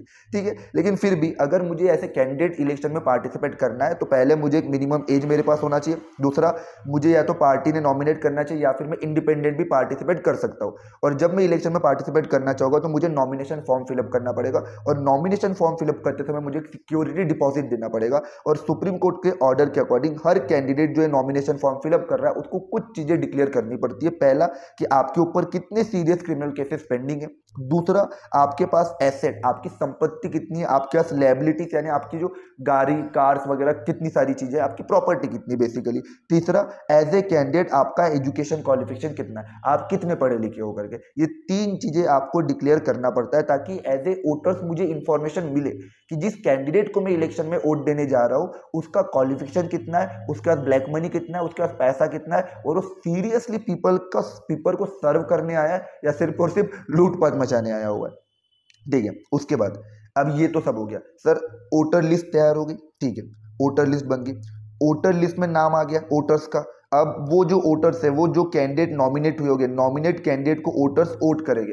अब नॉमिनेट हुए वाले कैंडिडेट वोटर लिस्ट में रहने वाले वोटर्स को कैसे इन्फ्लुएंस करेंगे? इलेक्शन कैंपेनिंग के थ्रू। इलेक्शन कैंपेनिंग पता क्या होता है? इलेक्शन कैंपेनिंग को नेता चलते रहते हैं, उसके पीछे रैली में जो लोग रहते हैं, लाल फूल, नीला फूल, नेताजी ब्यूटीफुल, नेताजी आप आगे बढ़ो, हम तुम्हारे साथ है। तो वही लोग जो होते हैं उसी को हम इलेक्शन कैंपेनिंग कहेंगे बेसिकली। तो इलेक्शन कैंपेनिंग मतलब कि जो रैलियां वगैरह चलती है ना, आप रैलियों में स्लोगन वगैरह देते हो, ठीक है, प्रचार वगैरह करते हो, प्रचार करना, प्रोपेगेट करना, आपकी अपने आप को बताना कि भैया क्यों आप मुझे क्यों वोट दोगे। ये जो 4-5 जो कंपटीशन में मेरे खड़े हुए हैं ना, आप इन्हें वोट मत दो, मुझे वोट दो। क्यों मुझे वोट दो, क्यों मैं अच्छा हूं, तो आप वो इलेक्शन कैंपेनिंग में बताते हो। ठीक है, तो याद रखना हमारे कंट्री में जो इलेक्शन कैंपेनिंग है ना, वो 2 वीक पीरियड का होता है, 2 हफ्तों का होता है। ये चीज याद रखना, एक बहुत बड़ा फैक्ट है कि इन अवर कंट्री इंडिया में election campaigning take place for 2 week period between the announcement of the final list of candidate and the date of polling. कि सर मुझे किसी पार्टी ने नॉमिनेट किया, मान के चलो एक पार्टी है जिसका नाम है XYZ पार्टी ने मुझे नॉमिनेट किया एक कॉन्स्टिट्यूएंसी के लिए। अब मुझे आज नॉमिनेट किया 1 तारीख और इलेक्शन होने वाले 16 तारीख। तो ये इलेक्शन डेट और नॉमिनेशन डेट के बीच में ये जो 14 दिन का गैप होता है, इसी टाइम पीरियड में आप कैंपेनिंग कर सकते हो। क्या कर सकते हो? कैंपेनिंग कर सकते हो। ये चीज याद रखना कि सर जो अनाउंसमेंट डेट होगी ना कैंडिडेट की, कि कैंडिडेट जिस दिन अनाउंस होगा वहां से लेके डेट ऑफ पोलिंग यानी इलेक्शन के डे तक ये जो 14 डे का टाइम पीरियड होता है, इसी 14 डे के टाइम पीरियड में आप क्या कर सकते हो, 2 हफ्ते के समय में आप इलेक्शन कैंपेनिंग कर सकते हो। याद रखना ये 2 वीक का पीरियड होता है। कितने वीक का पीरियड होता है? 2 हफ्तों का पीरियड होता है। क्या करते हैं सर आप ये 2 हफ्तों के पीरियड में? क्या करोगे 2 हफ्तों के पीरियड में? ये जो कैंडिडेट होता है वो अपने वोटर्स के साथ कांटेक्ट करेगा। वोटर्स के साथ कांटेक्ट कैसे करेगा? हाथ पाँव जोड़ेगा, उसके घरों में जाएगा, रैलियां करेगा, पाँव छुएगा और रिक्वेस्ट करेगा कि आप हमें क्या दीजिए, वोट दीजिए। ठीक है, ठीक है। और उसके पीछे वो फॉलोअर्स घूमते रहेंगे, कार्यकर्ता, जिसे हम नेता के जो सपोर्टर्स वगैरह कहते हैं कि नेताजी आप आगे बढ़िए, हम तुम्हारे साथ हैं। ठीक है, तो कैंडिडेट जो है वोटर्स के साथ कांटेक्ट करेगा। जो पॉलिटिकल लीडर होगी वो एड्रेस इलेक्शन मीटिंग करवाएंगे, सपोर्ट कर रैलीज वगैरह करवाएंगे, और जितने भी उसके सपोर्टर्स है, फॉलोअर्स है, सारी पॉलिटिकल पार्टी उनको इकट्ठा करवाएगी कि इस बार हमें ही जीत के आना है, सामने वाली पॉलिटिकल पार्टी को वोट नहीं देना, हमें ही जीत कर आना है। तो ये जो इलेक्शन कैंपेनिंग है, इलेक्शन कैंपेनिंग में क्या होगा कि ये जो कैंडिडेट होगा अपने वोटर्स से मिलेंगे, कैंडिडेट जो होंगे, जो पॉलिटिकल लीडर्स होंगे, वो इलेक्शन मीटिंग करवाएंगे, रैलियास वगैरह चलाई जाएगी, रैलियां वगैरह होगी। ठीक है, भाषण वगैरह दिए जाएंगे। ठीक है, जो सपोर्टर्स होंगे, सपोर्टर्स को मोबिलाइज किया जाएगा, गैदर किया जाएगा, इकट्ठा किया जाएगा। और न्यूज़पेपर और टेलीविजन को उस टाइम पे, इलेक्शन के टाइम पीरियड में, वो तो एक तरह का फेस्टिवल होता है, तो न्यूज़पेपर और टेलीविजन के टाइम पे आप न्यूज़पेपर और टेलीविजन के एक एक पेज को, न्यूज़पेपर के हर पेज को उठा के देखो तो हर जगह, टेलीविजन आप ओपन करके देखो कोई भी चैनल, तो हर जगह 2 पॉलिटिकल पार्टी के लोग बैठे होंगे, एक इधर ये बैठा होगा, इधर वो बैठा होगा, दोनों पार्टी के लोग आपस में डिबेट कर रहे होंगे, नहीं हमारी पार्टी अच्छी, नहीं तुम्हारी पार्टी अच्छी है, तुम्हारी पार्टी ने कुछ नहीं किया, हमारी पार्टी ने बहुत कुछ किया। ठीक है, और दोनों पार्टियों ने मिलकर देश को डुबो दिया। ठीक है, तो न्यूज़पेपर एंड टेलीविजन जो होती है ना, न्यूज़पेपर टेलीविजन में पूरे टाइम पे इलेक्शन की न्यूज़ चलती रहती है, डिबेट की न्यूज़ चलती रहती है, स्टोरीज वगैरह चलती रहती है कि हाँ आज नेता ने ये किया, आज उस नेता ने ये किया। तो ये जो डिबेट है, स्टोरीज है, इससे सारा न्यूज़पेपर और टेलीविजन भरा हुआ होता है। इलेक्शन के टाइम पे यही न्यूज़ चलती रहती है। ठीक है, अब यहाँ पे ये एक इंपॉर्टेंट टॉपिक है कि सर कुछ सक्सेसफुल स्लोगन की बात की गई है। Some of the successful slogan given by different political party in various election. अब इलेक्शन में आपको वोटर्स को अट्रैक्ट करने के लिए क्या चाहिए होता है? एक बढ़िया सा स्लोगन, एक बढ़िया सा नारा, कि आप एक नारा लगा दो कि लाल फूल नीला फूल नेताजी ब्यूटीफुल, आप आगे बढ़िए, हम तुम्हारे साथ। अब वो स्लोगन से लोग अट्रैक्ट होते हैं, ये कैंपेनिंग का एक तरह का पार्ट होता है ना। तो ऐसे कई सारे सक्सेसफुल स्लोगन की बात की गई है जो अलग अलग पॉलिटिकल पार्टी ने अलग अलग इलेक्शन में दिए। तो some of the successful slogan given by the different political party in various election. तो इंडिया के कई सारे अलग अलग इलेक्शन में इस तरह के सक्सेसफुल स्लोगन को दिया गया। ठीक है, तो जैसे कांग्रेस पार्टी से एक प्राइम मिनिस्टर थी इंदिरा गांधी, तो कांग्रेस पार्टी की जो प्राइम मिनिस्टर थी इंदिरा गांधी, उन्होंने 1971 में लोकसभा के इलेक्शन में एक स्लोगन दिया था, एक नारा दिया था, गरीबी हटाओ, रिमूव पॉवर्टी। तो उन्होंने कहा था कि 1971 के लोकसभा के इलेक्शन में अगर पीपल्स हमको इलेक्ट करेगी और कांग्रेस पार्टी गवर्नमेंट बनेगी तो हम देश से गरीबी हटा देंगे। ठीक है, दूसरे स्लोगन की अगर बात करें तो दूसरा स्लोगन दिया था जयप्रकाश नारायण ने। अब जयप्रकाश नारायण किस पार्टी के थे? तो ये जनता पार्टी के थे, और इन्होंने स्लोगन दिया था सेव डेमोक्रेसी। अब ये कब दिया था? लोकसभा का जो इलेक्शन 1977। ऐसा क्यों? देखो 1971 और 1977 के बीच में 6 ईयर का डिफरेंस है, जबकि हमारे देश में इलेक्शन कितने साल में होते हैं? 5 साल में। तो उस टाइम पे इमरजेंसी लगा दी गई थी, और इमरजेंसी में लोगों के जो सिविल राइट्स थे वो छीन लिए गए थे।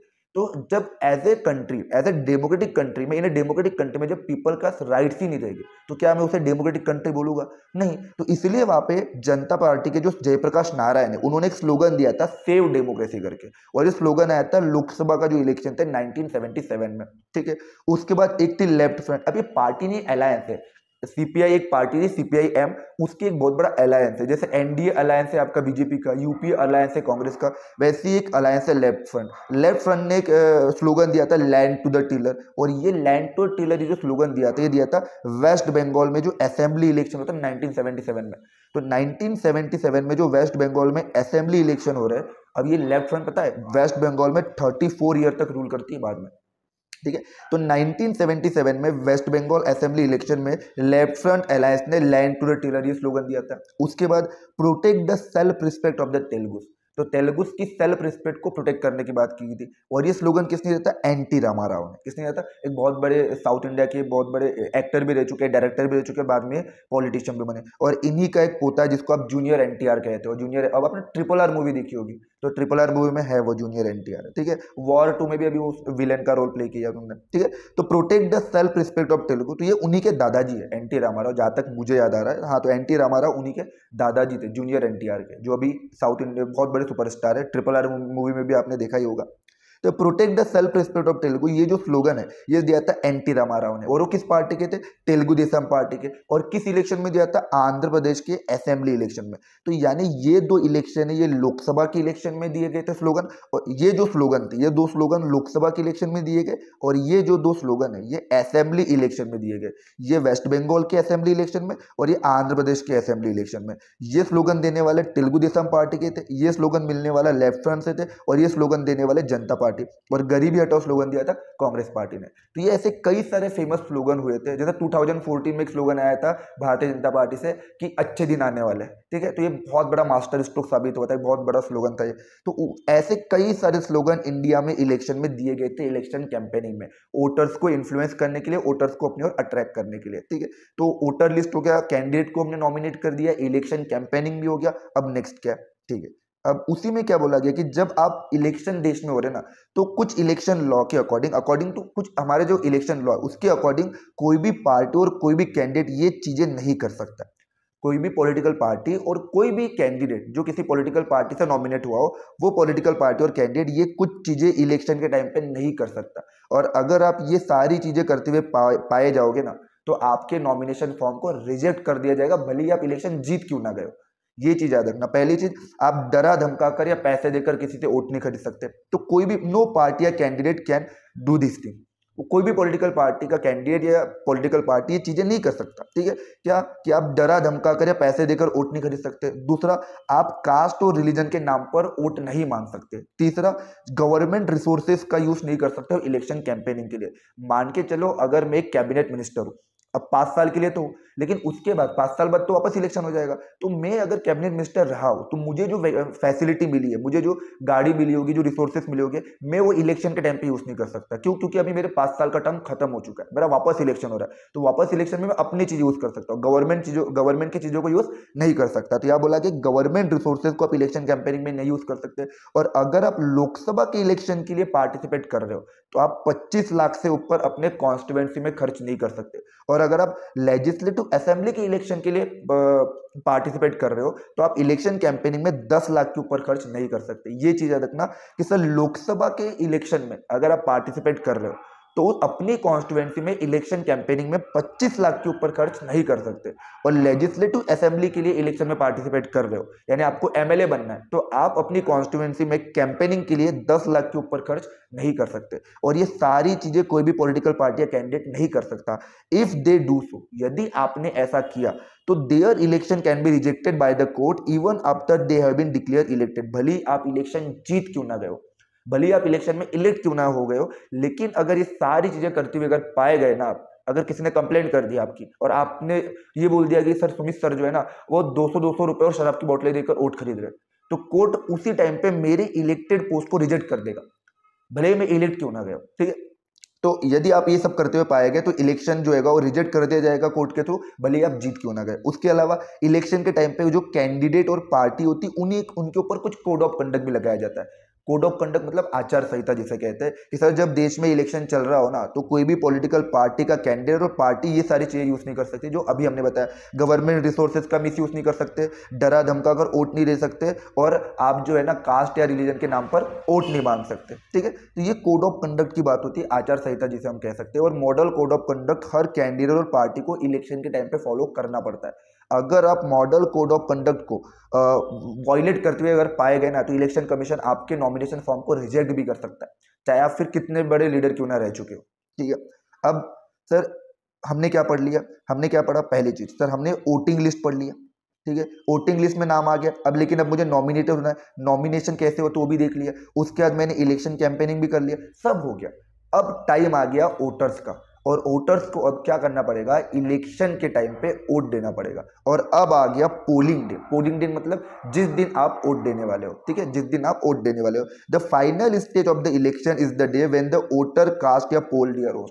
तो इलेक्शन का जो फाइनल स्टेज होता है, सर वोटर लिस्ट बन गई, कैंडिडेट नॉमिनेट हो गया, कैंडिडेट ने इलेक्शन कैंपेनिंग करके लोगों को इन्फ्लुएंस तो कर दिया, अब कब तक करेगा, अब कब तक वो कैंपेनिंग करेगा। अब इलेक्शन का फाइनल स्टेज आ गया, अब सारी जिम्मेदारी है वोटर्स पे, और वोटर्स को अब अपना वोट कास्ट करना पड़ेगा। जिस दिन वोटर्स अपना वोट देते हैं उस डे को मैं इलेक्शन डे कहता हूँ। क्या कहता हूँ? Election day. And election day is also known as polling day. जैसे मैंने बताया ना, इलेक्टोरल रोल्स और वोटर लिस्ट सेम है, वोटर लिस्ट को इलेक्टोरल रोल्स कहते हैं, वैसे ही इलेक्शन डे को ही हम पोलिंग डे कहते हैं। इलेक्शन डे को ही हम क्या कहते हैं? पोलिंग डे कहते हैं। तो वोटर्स वोट कहाँ देंगे?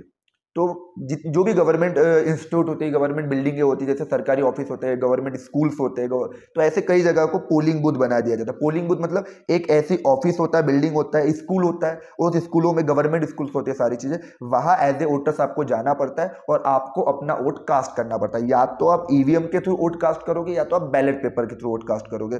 तो voters go to the polling booth. सबसे पहले आप पोलिंग बूथ में जाओगे, आप अपना आईडी कार्ड शो करोगे, जिसे एपिक भी बोला गया, इलेक्शन फोटो आइडेंटिटी कार्ड। इस वर्ड को याद रखना, इपिक, जिसे वोटर आईडी कार्ड भी बोल सकते हो आप। तो election photo identity card, EPIC. तो ये कंपलसरी नहीं ले जाना, आप अपना कोई भी जो गवर्नमेंट के द्वारा रिकॉग्नाइज जो है ना, वो आप अपना आइडेंटिटी प्रूफ लेके जा सकते हो। आप आधार कार्ड ले जा सकते हो, ड्राइविंग लाइसेंस ले जा सकते हो, जो आपको ले जाना है, ठीक है। कोई कोई लोग वोटर आईडी कार्ड को ही लेके चले जाते हैं, ठीक है। आप पोलिंग बूथ जाओगे, अपना वोटर आईडी कार्ड शो करोगे, फिर आपकी उंगली पर मार्क किया जाएगा। फिर आप सोशल मीडिया पे फोटो खींच के बोलोगे एक वोट कंट्री के फ्यूचर के लिए, ठीक है। तो आप पोलिंग बूथ जाओगे, अपना आईडी शो करोगे, वोट को मार्क करोगे, उसके बाद ईवीएम या पोलिंग बूथ पे, ईवीएम या बैलेट पेपर के थ्रू आप अपना वोट कास्ट करोगे। ईवीएम होगी तो आपको कोई भी वो लाल बटन दिखेगा, लाल बटन पुचुक से दबा दोगे, कोई भी बटन जो आपको पार्टी को देना। और बैलेट पेपर होगा तो आप उस पार्टी के नाम के आगे, कैंडिडेट के नाम के आगे आप थप्पा लगा के आ जाओगे, सील लगा के आ जाओगे।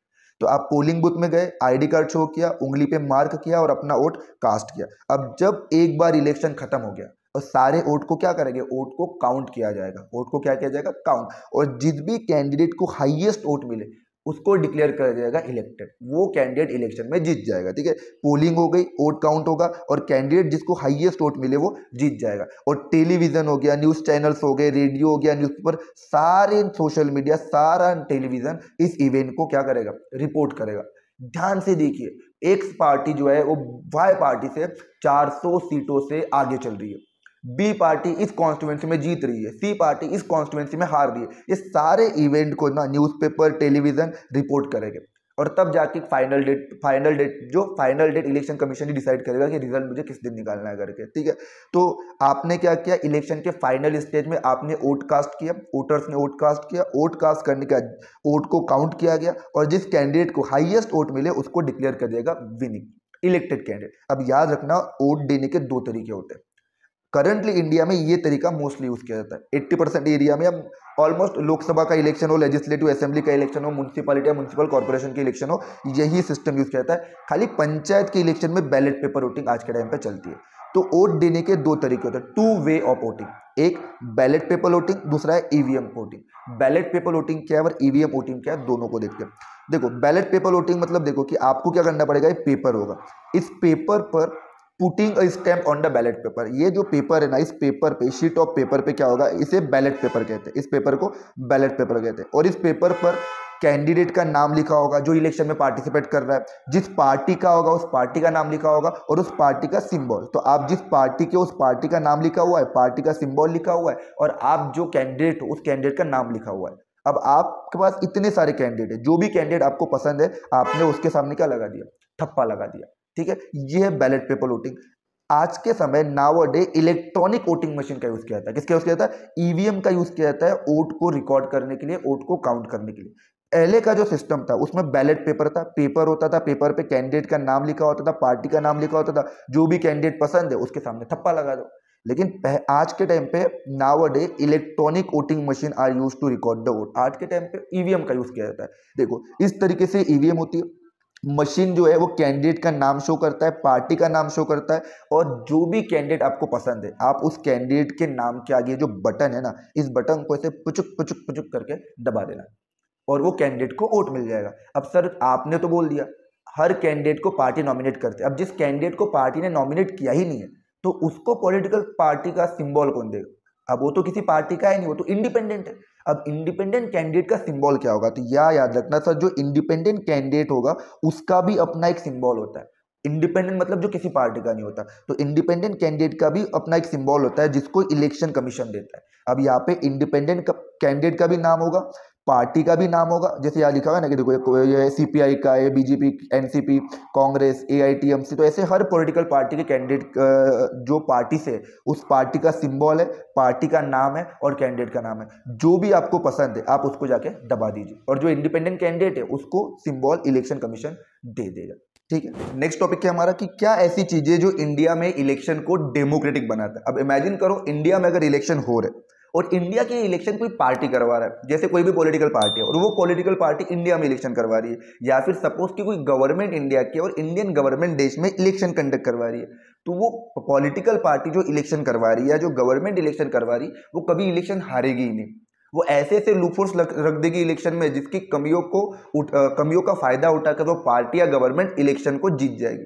तो यहाँ पे ये इलेक्शन कभी भी फ्री एंड फेयर नहीं हो पाएंगे, ये इलेक्शन अनफेयर तरीके से हो पाएंगे। तो इसी तरीके से इस अनफेयरनेस को खत्म करने के लिए इंडिया में बोला जाता है कि इंडिया में या किसी भी कंट्री में इलेक्शन कंडक्ट करने के लिए एक इंडिपेंडेंट बॉडी होना चाहिए। एक इंडिपेंडेंट बॉडी मतलब एक ऐसी बॉडी जो ना किसी पॉलिटिकल पार्टी के सपोर्ट में हो और ना ही किसी गवर्नमेंट के सपोर्ट में हो, और इंडिया में ऐसे इंडिपेंडेंट बॉडी को हम इलेक्शन कमीशन कहते हैं। क्या कहते हैं? Election commission. तो इंडिपेंडेंट इलेक्शन कमीशन यानी इंडिपेंडेंट इलेक्शन कमीशन एक ऐसा कमीशन है जो किसी पॉलिटिकल पार्टी से बिलोंग नहीं करता, जो किसी भी गवर्नमेंट को सपोर्ट नहीं करता, वो इंडिपेंडेंट होता है, किसी भी डिपेंडेबल नहीं होता। और इसका काम होता है in our country election are conduct by an independent and very powerful election commission.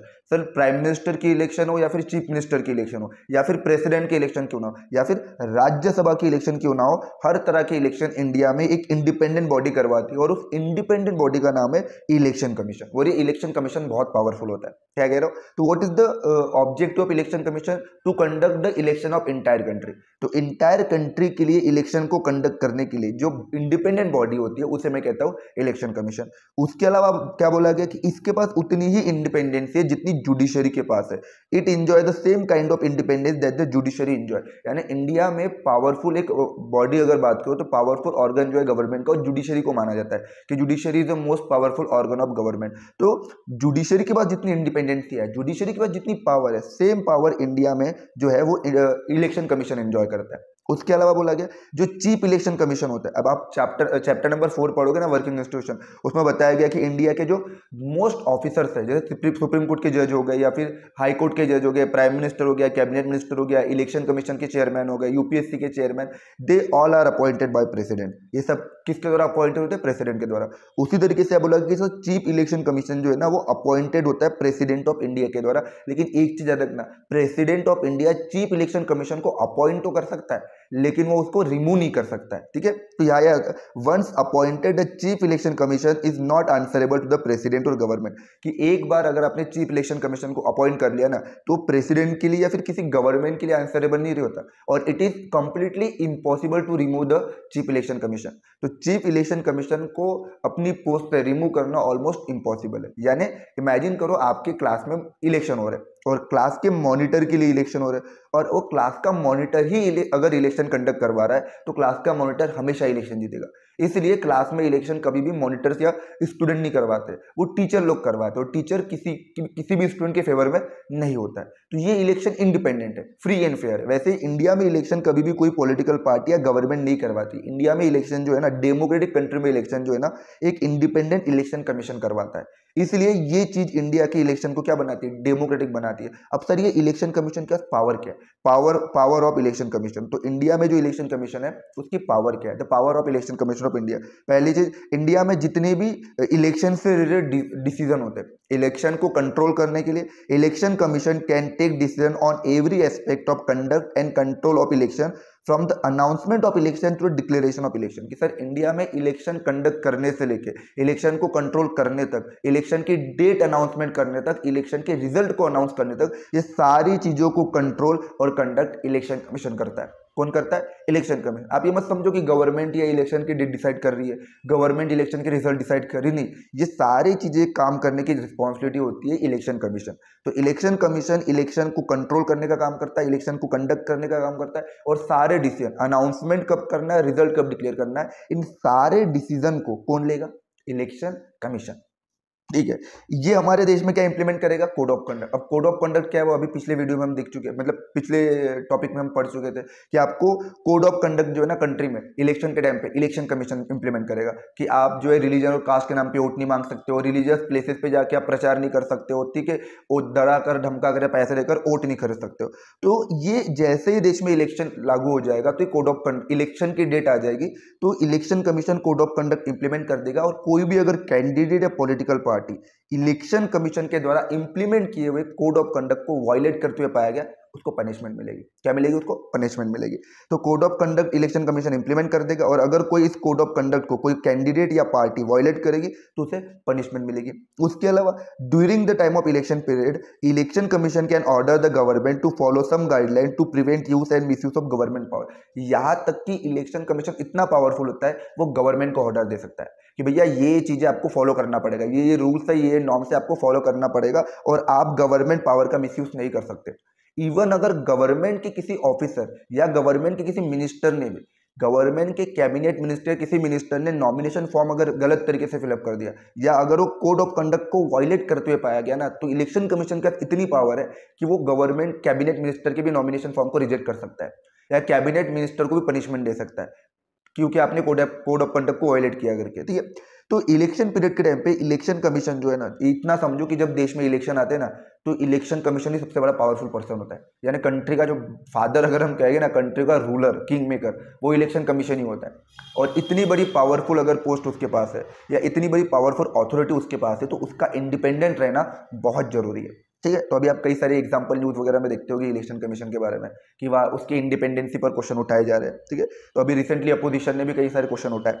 तो during the election period election commission जो है can order the government to follow some guideline, वो गवर्नमेंट को भी ऑर्डर दे सकता है कि ये गाइडलाइन आपको फॉलो करना है, ताकि क्या हो सके, क्यों, ताकि गवर्नमेंट जो है ना वो रिसोर्सेज का मिसयूज ना कर सके। ठीक है, उसके अलावा when election officer come to the opinion, जब इलेक्शन कमीशन को ये पता चले कि किसी कॉन्स्टिट्यूएंसी पर इलेक्शन फ्री एंड फेयर तरीके से नहीं हुए, वो वहां पे ऑर्डर दे सकता है वहां पे वापस से इलेक्शन करो करके। ठीक है, दे ऑर्डर रिपोर्ट। तो आपको मैं क्या बता रहा हूँ कि सर इलेक्शन कमीशन इलेक्शन के टाइम पे इतना पावरफुल है कि इलेक्शन के कमीशन के सामने कोई बोल नहीं पाता।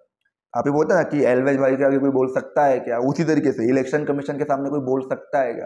तो सेम इलेक्शन कमीशन इतना पावरफुल है at the time of election. तो इलेक्शन के टाइम पे इलेक्शन कमीशन के लिए हमारे सबके मुंह से यही निकलता है भैया, इलेक्शन कमीशन के सामने हमारे सब छोड़ो कैंडिडेट और पॉलिटिकल पार्टी के मुंह से यही निकल सकता है कि इलेक्शन कमीशन के सामने कोई बोल सकता है क्या। ठीक है, तो अगर इलेक्शन कमीशन को ये पता चले कि किसी कॉन्स्टिट्यूएंसी पर अगर इलेक्शन फ्री एंड फेयर तरीके से नहीं हुए तो वहां पे ऑर्डर दे सकता है रिपोल करने का। तो ये पावर है इलेक्शन कमीशन की। क्या क्या पावर है कि सर इलेक्शन के एक एक एस्पेक्ट को अनाउंसमेंट डेट से लेकर डिक्लेरेशन, रिजल्ट के डिक्लेरेशन तक हर चीज कंट्रोल और कंडक्ट इलेक्शन कमीशन करता है। इलेक्शन कमीशन कंट्री में कोड ऑफ कंडक्ट को इंप्लीमेंट करता है, और अगर कोई कैंडिडेट या पार्टी उस कोड ऑफ कंडक्ट को वायलेट करते हुए पाई गई तो उसको पनिशमेंट मिलेगी। इलेक्शन कमीशन गवर्नमेंट को भी ऑर्डर दे सकता है कि आप कुछ गाइडलाइन को फॉलो करिए, ठीक है, आप गवर्नमेंट पावर का मिसयूज नहीं कर सकते। उसके अलावा जब इलेक्शन कमीशन को पता चले किसी कॉन्स्टिट्यूएंसी पर फ्री एंड फेयर इलेक्शन नहीं हो रहे तो वापस क्या कर सकता है, वहां पर रीपोल कर सकता है। रीपोल मतलब आप उस कॉन्स्टिट्यूएंसी पर वापस इलेक्शन हो गए। तो ये इंडिपेंडेंट इलेक्शन कमीशन हमारे देश में, और ये इंडिपेंडेंट इलेक्शन कमीशन हमारे कंट्री के इलेक्शन को मोर डेमोक्रेटिक बनाता है। सर ये जो इलेक्शन है ना ये फ्री एंड फेयर मैनर से हो रहा है, क्योंकि आप इलेक्शन कमीशन पर क्वेश्चन नहीं कर सकते हो क्योंकि वो किसी पार्टी का नहीं है और किसी पे डिपेंडेबल नहीं है। ठीक है, और एक और क्या चीज है, तो यहाँ बोला गया पॉपुलर पार्टिसिपेशन।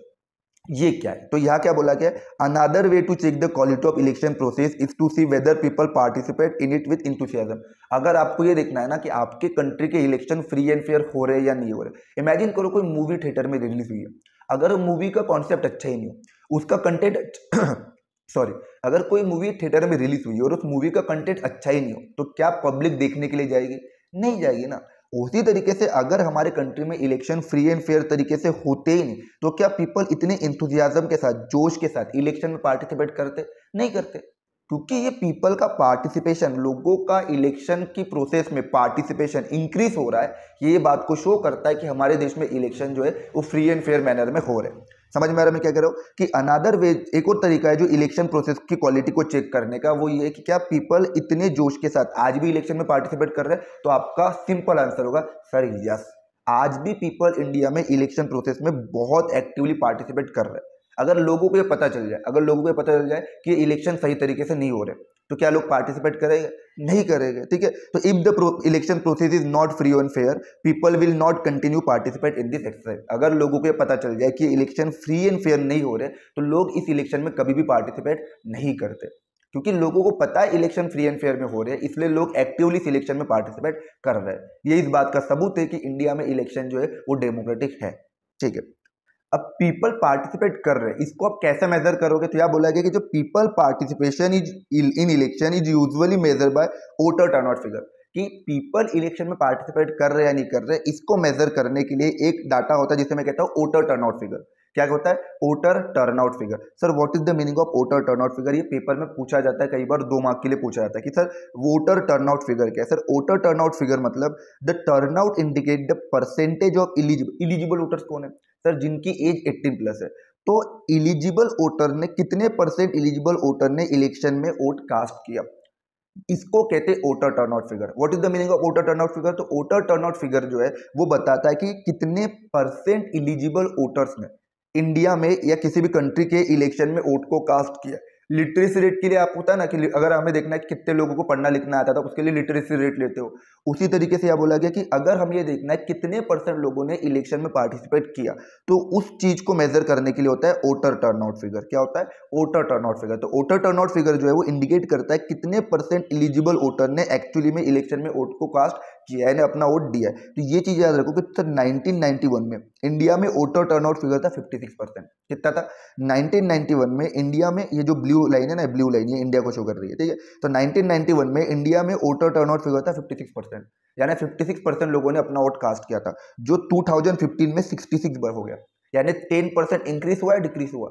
इंक्रीज हुआ। यानी आप ये बोल सकते हो कि सर 1999 से लेके 1991 से लेके 1991 से लेके 2015 तक इंडिया में वोटर टर्नआउट फिगर 56 से 66 हो गया। यानी पीपल का पार्टिसिपेशन इंक्रीज हुआ, डिक्रीज हुआ?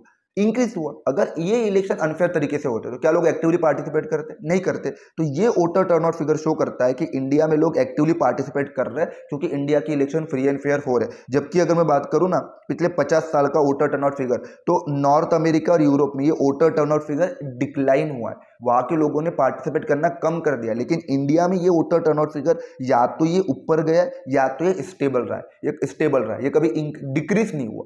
तो इंडिया में कहीं ना कहीं इलेक्शन फ्री एंड फेयर हो रहे हैं और इंडिया की इलेक्शन डेमोक्रेटिक है, ये वोटर टर्नआउट फिगर शो करता है।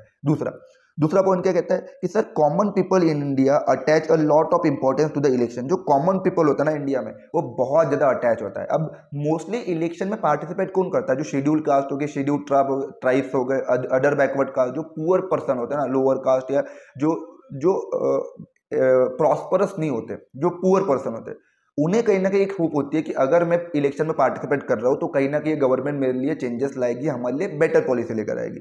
तो जो कॉमन पीपल है ना इंडिया में, वो इलेक्शन को लेकर बहुत ज्यादा अटैच है, वो इलेक्शन को बहुत ज्यादा इंपॉर्टेंस देता है। तो इंडिया में कॉमन पीपल इलेक्शन में बहुत ज्यादा अटैच है, ये बहुत ज्यादा इंपॉर्टेंस देता है। यह बोला गया है कि they feel that through the election they can bring pressure on political party to adopt policy and program favourable to them.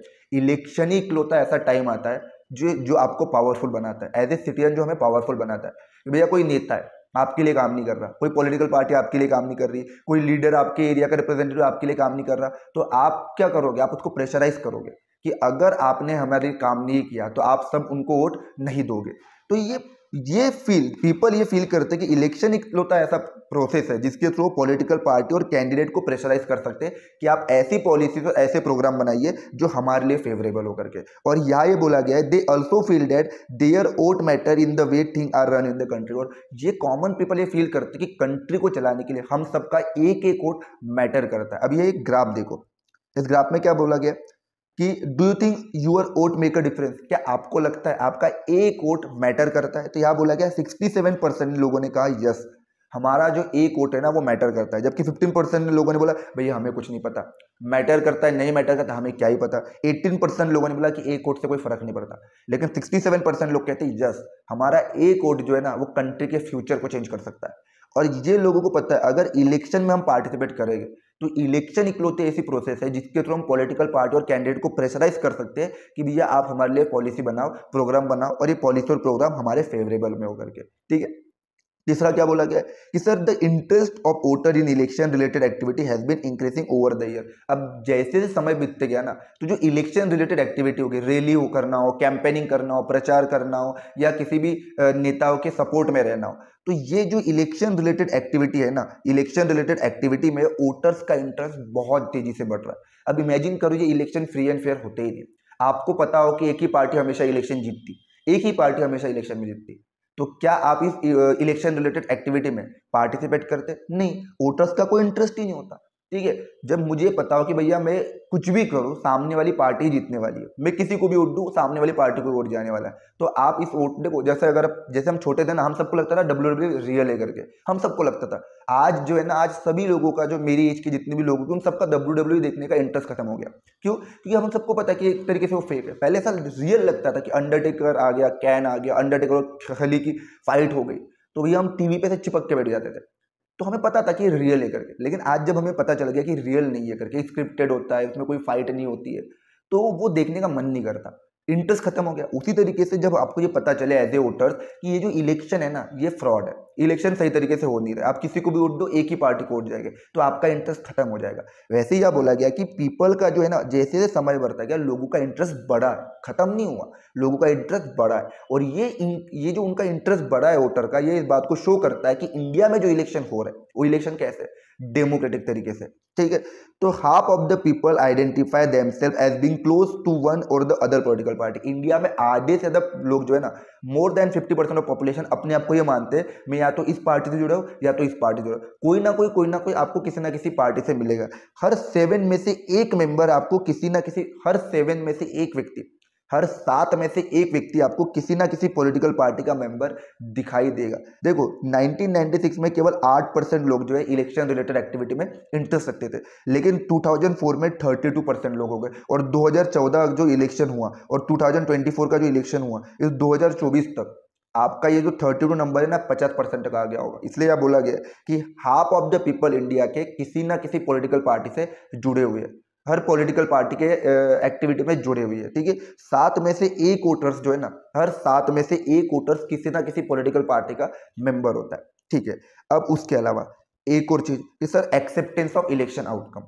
तो पहला हमने क्या बोला कि सर ऐसी क्या चीजें जो इंडिया में इलेक्शन को डेमोक्रेटिक बनाती। पहला कि सर हमारे पास एक इंडिपेंडेंट इलेक्शन कमीशन है। दूसरा कि sir popular participation.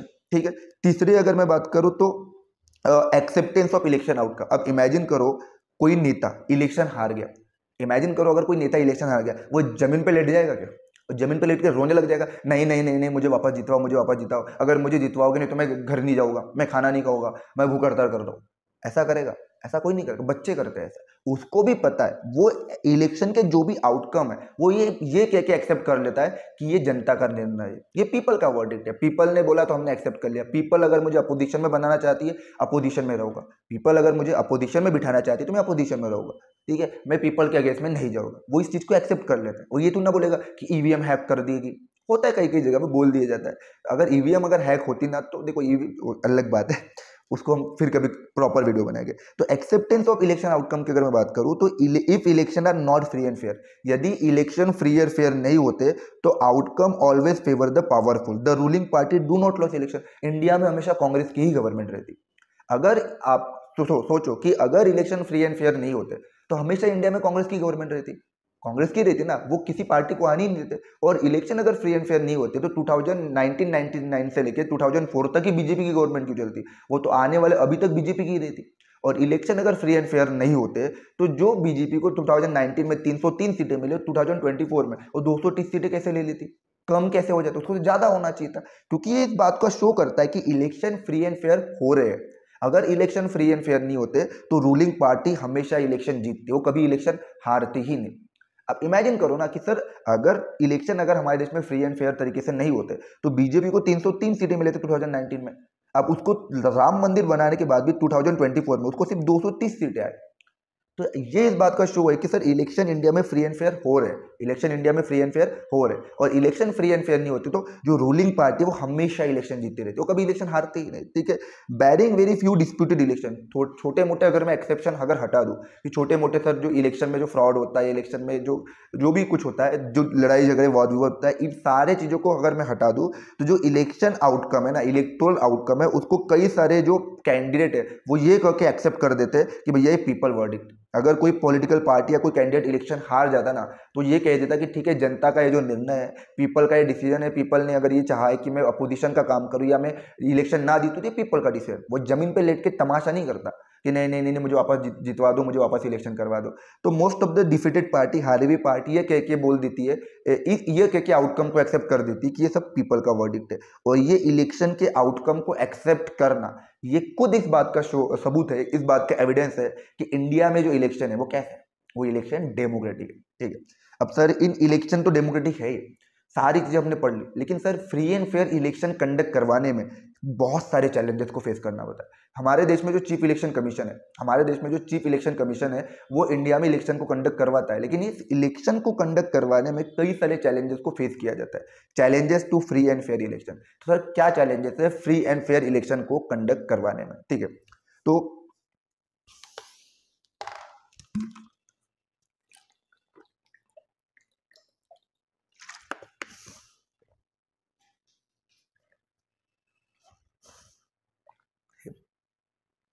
Challenges to free and fair election, तो फ्री एंड फेयर इलेक्शन को कंडक्ट करवाने में इंडिया में क्या चैलेंजेस है, तो यह बोला गया candidate and party with a lot of money enjoy a big and unfair advantage. अब इमेजिन करो एक पॉलिटिकल पार्टी है जिसके पास अंधा पैसा है, एक कैंडिडेट है जिसके पास अंधा पैसा है, लेकिन उसके अपोज में कोई छोटी मोटी पार्टी होगी, या उस कैंडिडेट के अपोज में एक कैंडिडेट है जिसका नाम है ए। अब इस ए कैंडिडेट के पास 100 करोड़ रुपीस है, तो बहुत सारा पैसा इन्वेस्ट खर्च कर सकता है कैंपेनिंग में, लेकिन एक कैंडिडेट है बी, इसके पास 50 रुपए भी नहीं है, तो क्या ये इलेक्शन कैंपेनिंग में पैसा खर्च कर सकता है? नहीं खर्च कर सकता ना। तो इससे जो बी कैंडिडेट है वो इलेक्शन में पार्टिसिपेट तो कर रहा है, लेकिन वो अनफेयर एडवांटेज को फेस कर, सॉरी डिसएडवांटेज को फेस कर रहा है। क्यों? क्योंकि एक कैंडिडेट है जो इलेक्शन में पार्टिसिपेट कर रहा है, उसकी जगह जगह बैनर मिलेंगे, जगह जगह पोस्टर मिलेंगे, जगह जगह वो रैली करवा रहा है, लोगों को पैसे दे रहा है, लेकिन बी कैंडिडेट ऐसा कुछ कर ही नहीं पाएगा। तो यही बोला कि कैंडिडेट पार्टी जिसके पास बहुत सारा पैसा होता है वो बहुत ज़्यादा एडवांटेज को एडवांटेज को उसको कई सारे एडवांटेज मिलते हैं, और ये एडवांटेज जो होते हैं अनफेयर होते हैं, क्योंकि एक कैंडिडेट उसके पास पैसा नहीं कर पा रहा, ठीक है, लेकिन दूसरा कैंडिडेट उसके पास बहुत सारा पैसा है, या पॉलिटिकल पार्टी उसके पास बहुत सारा पैसा है, भले वो इलेक्शन हार जाए। ऐसा जरूर नहीं कि जिसके पास पैसा वो इलेक्शन जीत ही जाएगा, ऐसा नहीं होता। जिसके पास पैसा ना वो भी इलेक्शन जीतता है, लेकिन जिसके पास पैसा है वो कहीं ना कहीं अनफेयर एडवांटेज जो है वो इंजॉय कर रहा होता है। दूसरा क्या बोला गया, ऐसे कैंडिडेट जिसकी क्रिमिनल कनेक्शन होता है, the candidate with the criminal connection have been able to push other out of electoral race and secure a ticket from major party. अब इमेजिन करो एक पॉलिटिकल पार्टी है, अब उस पॉलिटिकल पार्टी ने बोला मैं दो लोगों को टिकट, दो लोगों में से किसी एक को टिकट दे सकता हूँ, ठीक है। एक पॉलिटिकल पार्टी है, उसने बोला मैं दो लोगों में से किसी एक को टिकट दूंगा। अब टिकट मिलने के चांसेस ए कैंडिडेट के ज्यादा है, लेकिन बी कैंडिडेट क्या करेगा, वो क्रिमिनल है, तो वो ए कैंडिडेट को डरा धमका कर उसके घर वालों को किडनैप करके उसको बोलेगा अगर तूने टिकट ले ली तो मैं इनको मार डालूंगा, ठीक है। तो ये जो कैंडिडेट है, ए कैंडिडेट जो जेन्युइन कैंडिडेट है, वो क्या कहेगा कि मैं इस बार इलेक्शन पार्टिसिपेट ही नहीं कर रहा हूँ। तो अब जो पार्टी है वो ए कैंडिडेट को टिकट ना देकर बी कैंडिडेट को देगी। समझ में आ रहा है? तो यहाँ यही बोला गया कि सर कैंडिडेट जिनके क्रिमिनल कनेक्शन होते हैं वो क्या करते हैं, दूसरे कैंडिडेट को इलेक्टोरल रेस से भगा देते, इलेक्टोरल रेस से आउट कर देते, और खुद जो टिकट को सिक्योर कर लेते मेजर पार्टी से। और ऐसे कैंडिडेट जो थे क्रिमिनल, आप इंडिया में आप गूगल पे सर्च कर लो, और इंडिया में लोकसभा में जो 543 मेंबर बैठे हैं ना, इन 543 लोकसभा के मेंबर में मोर देन 200 मेंबर क्रिमिनल आपको मिलेंगे। इनके ऊपर क्रिमिनल केसेस रजिस्टर्ड है, आई थिंक 200 के ऑलमोस्ट 150 से 200 आपको कैंडिडेट ऐसे मिलेंगे जिनके ऊपर क्रिमिनल केसेस है। आप गूगल पे सर्च करके चेक कर सकते हो। तो ऐसे कई सारे कैंडिडेट जिनका क्रिमिनल कनेक्शन होता है ना, वो क्या करता है, वो अपनी टिकट सिक्योर कर लेते हैं। अब इससे क्या होगा, पॉलिटिक्स में क्रिमिनलाइजेशन बढ़ जाएगा। समझ में आ रहा है? तो ये फ्री एंड फेयर इलेक्शन के लिए कई हर बार चैलेंज होता है।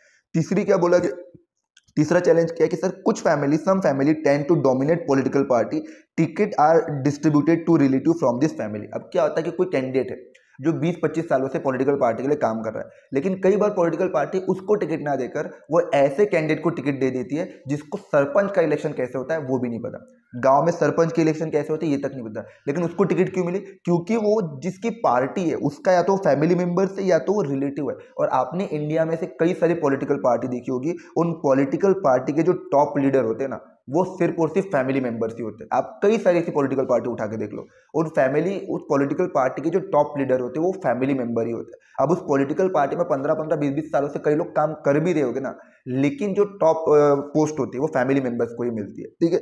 तो कई फैमिली ऐसी होती है, some family tend to dominate political party. तो पॉलिटिकल पार्टी में कई ऐसी फैमिली होती है वो डोमिनेट करती है, और वो ऑलवेज टिकट किसको देती है, वो अपने रिलेटिव्स को ही देती है और अपने फैमिली मेंबर्स को ही टिकट डिस्ट्रीब्यूट करती है, ठीक है। इससे आप इक्वल इलेक्शन कहाँ हो पा रहे हैं, ठीक है। उसके अलावा very often election offer little choices to ordinary citizen for both the major party are quite similar to each other both in policies and practice. अब एज ए वोटर्स ना मेरे पास बहुत कम चॉइसेस बन जाती है। अगर मैं ए पार्टी को वोट करूँ तो ए पार्टी की पॉलिसी भी बी पार्टी जैसी ही है, और बी पार्टी को वोट करूँ तो बी पार्टी की पॉलिसी भी सी पार्टी जैसी है। तो आपको कोई भी डिफरेंसेस नहीं देखने को मिलता है। पता चला आपने ए पार्टी के कैंडिडेट को वोट कर दिया और ए पार्टी के कैंडिडेट ने अपनी पार्टी छोड़कर बी में शामिल हो गया। फिर जब इलेक्शन हो तो आपने बी पार्टी के कैंडिडेट को वोट किया, तो बी पार्टी का कैंडिडेट वही निकला जो ए पार्टी में पहले हुआ करता था, तो आपको कोई दूसरा डिफरेंट लीडर मिला ही नहीं, ठीक है। तो यही बोला, कई बार इलेक्शन जो है ना ऐसे ऑर्डिनरी सिटीजन, ऐसे वोटर्स मुझे काफी कम चॉइसेस देता है। क्यों? क्योंकि both the major party are quite similar to each other in policies and practice. तो पॉलिसीज में, प्रैक्टिस में दोनों पार्टी एक ही जैसी दिखाई देती है। अगर कोई ए पार्टी है, उसने अगर करप्शन, उसके टाइम पे करप्शन अगर बढ़ रहा है तो बी पार्टी के टाइम पे भी करप्शन बढ़ ही रहा होगा।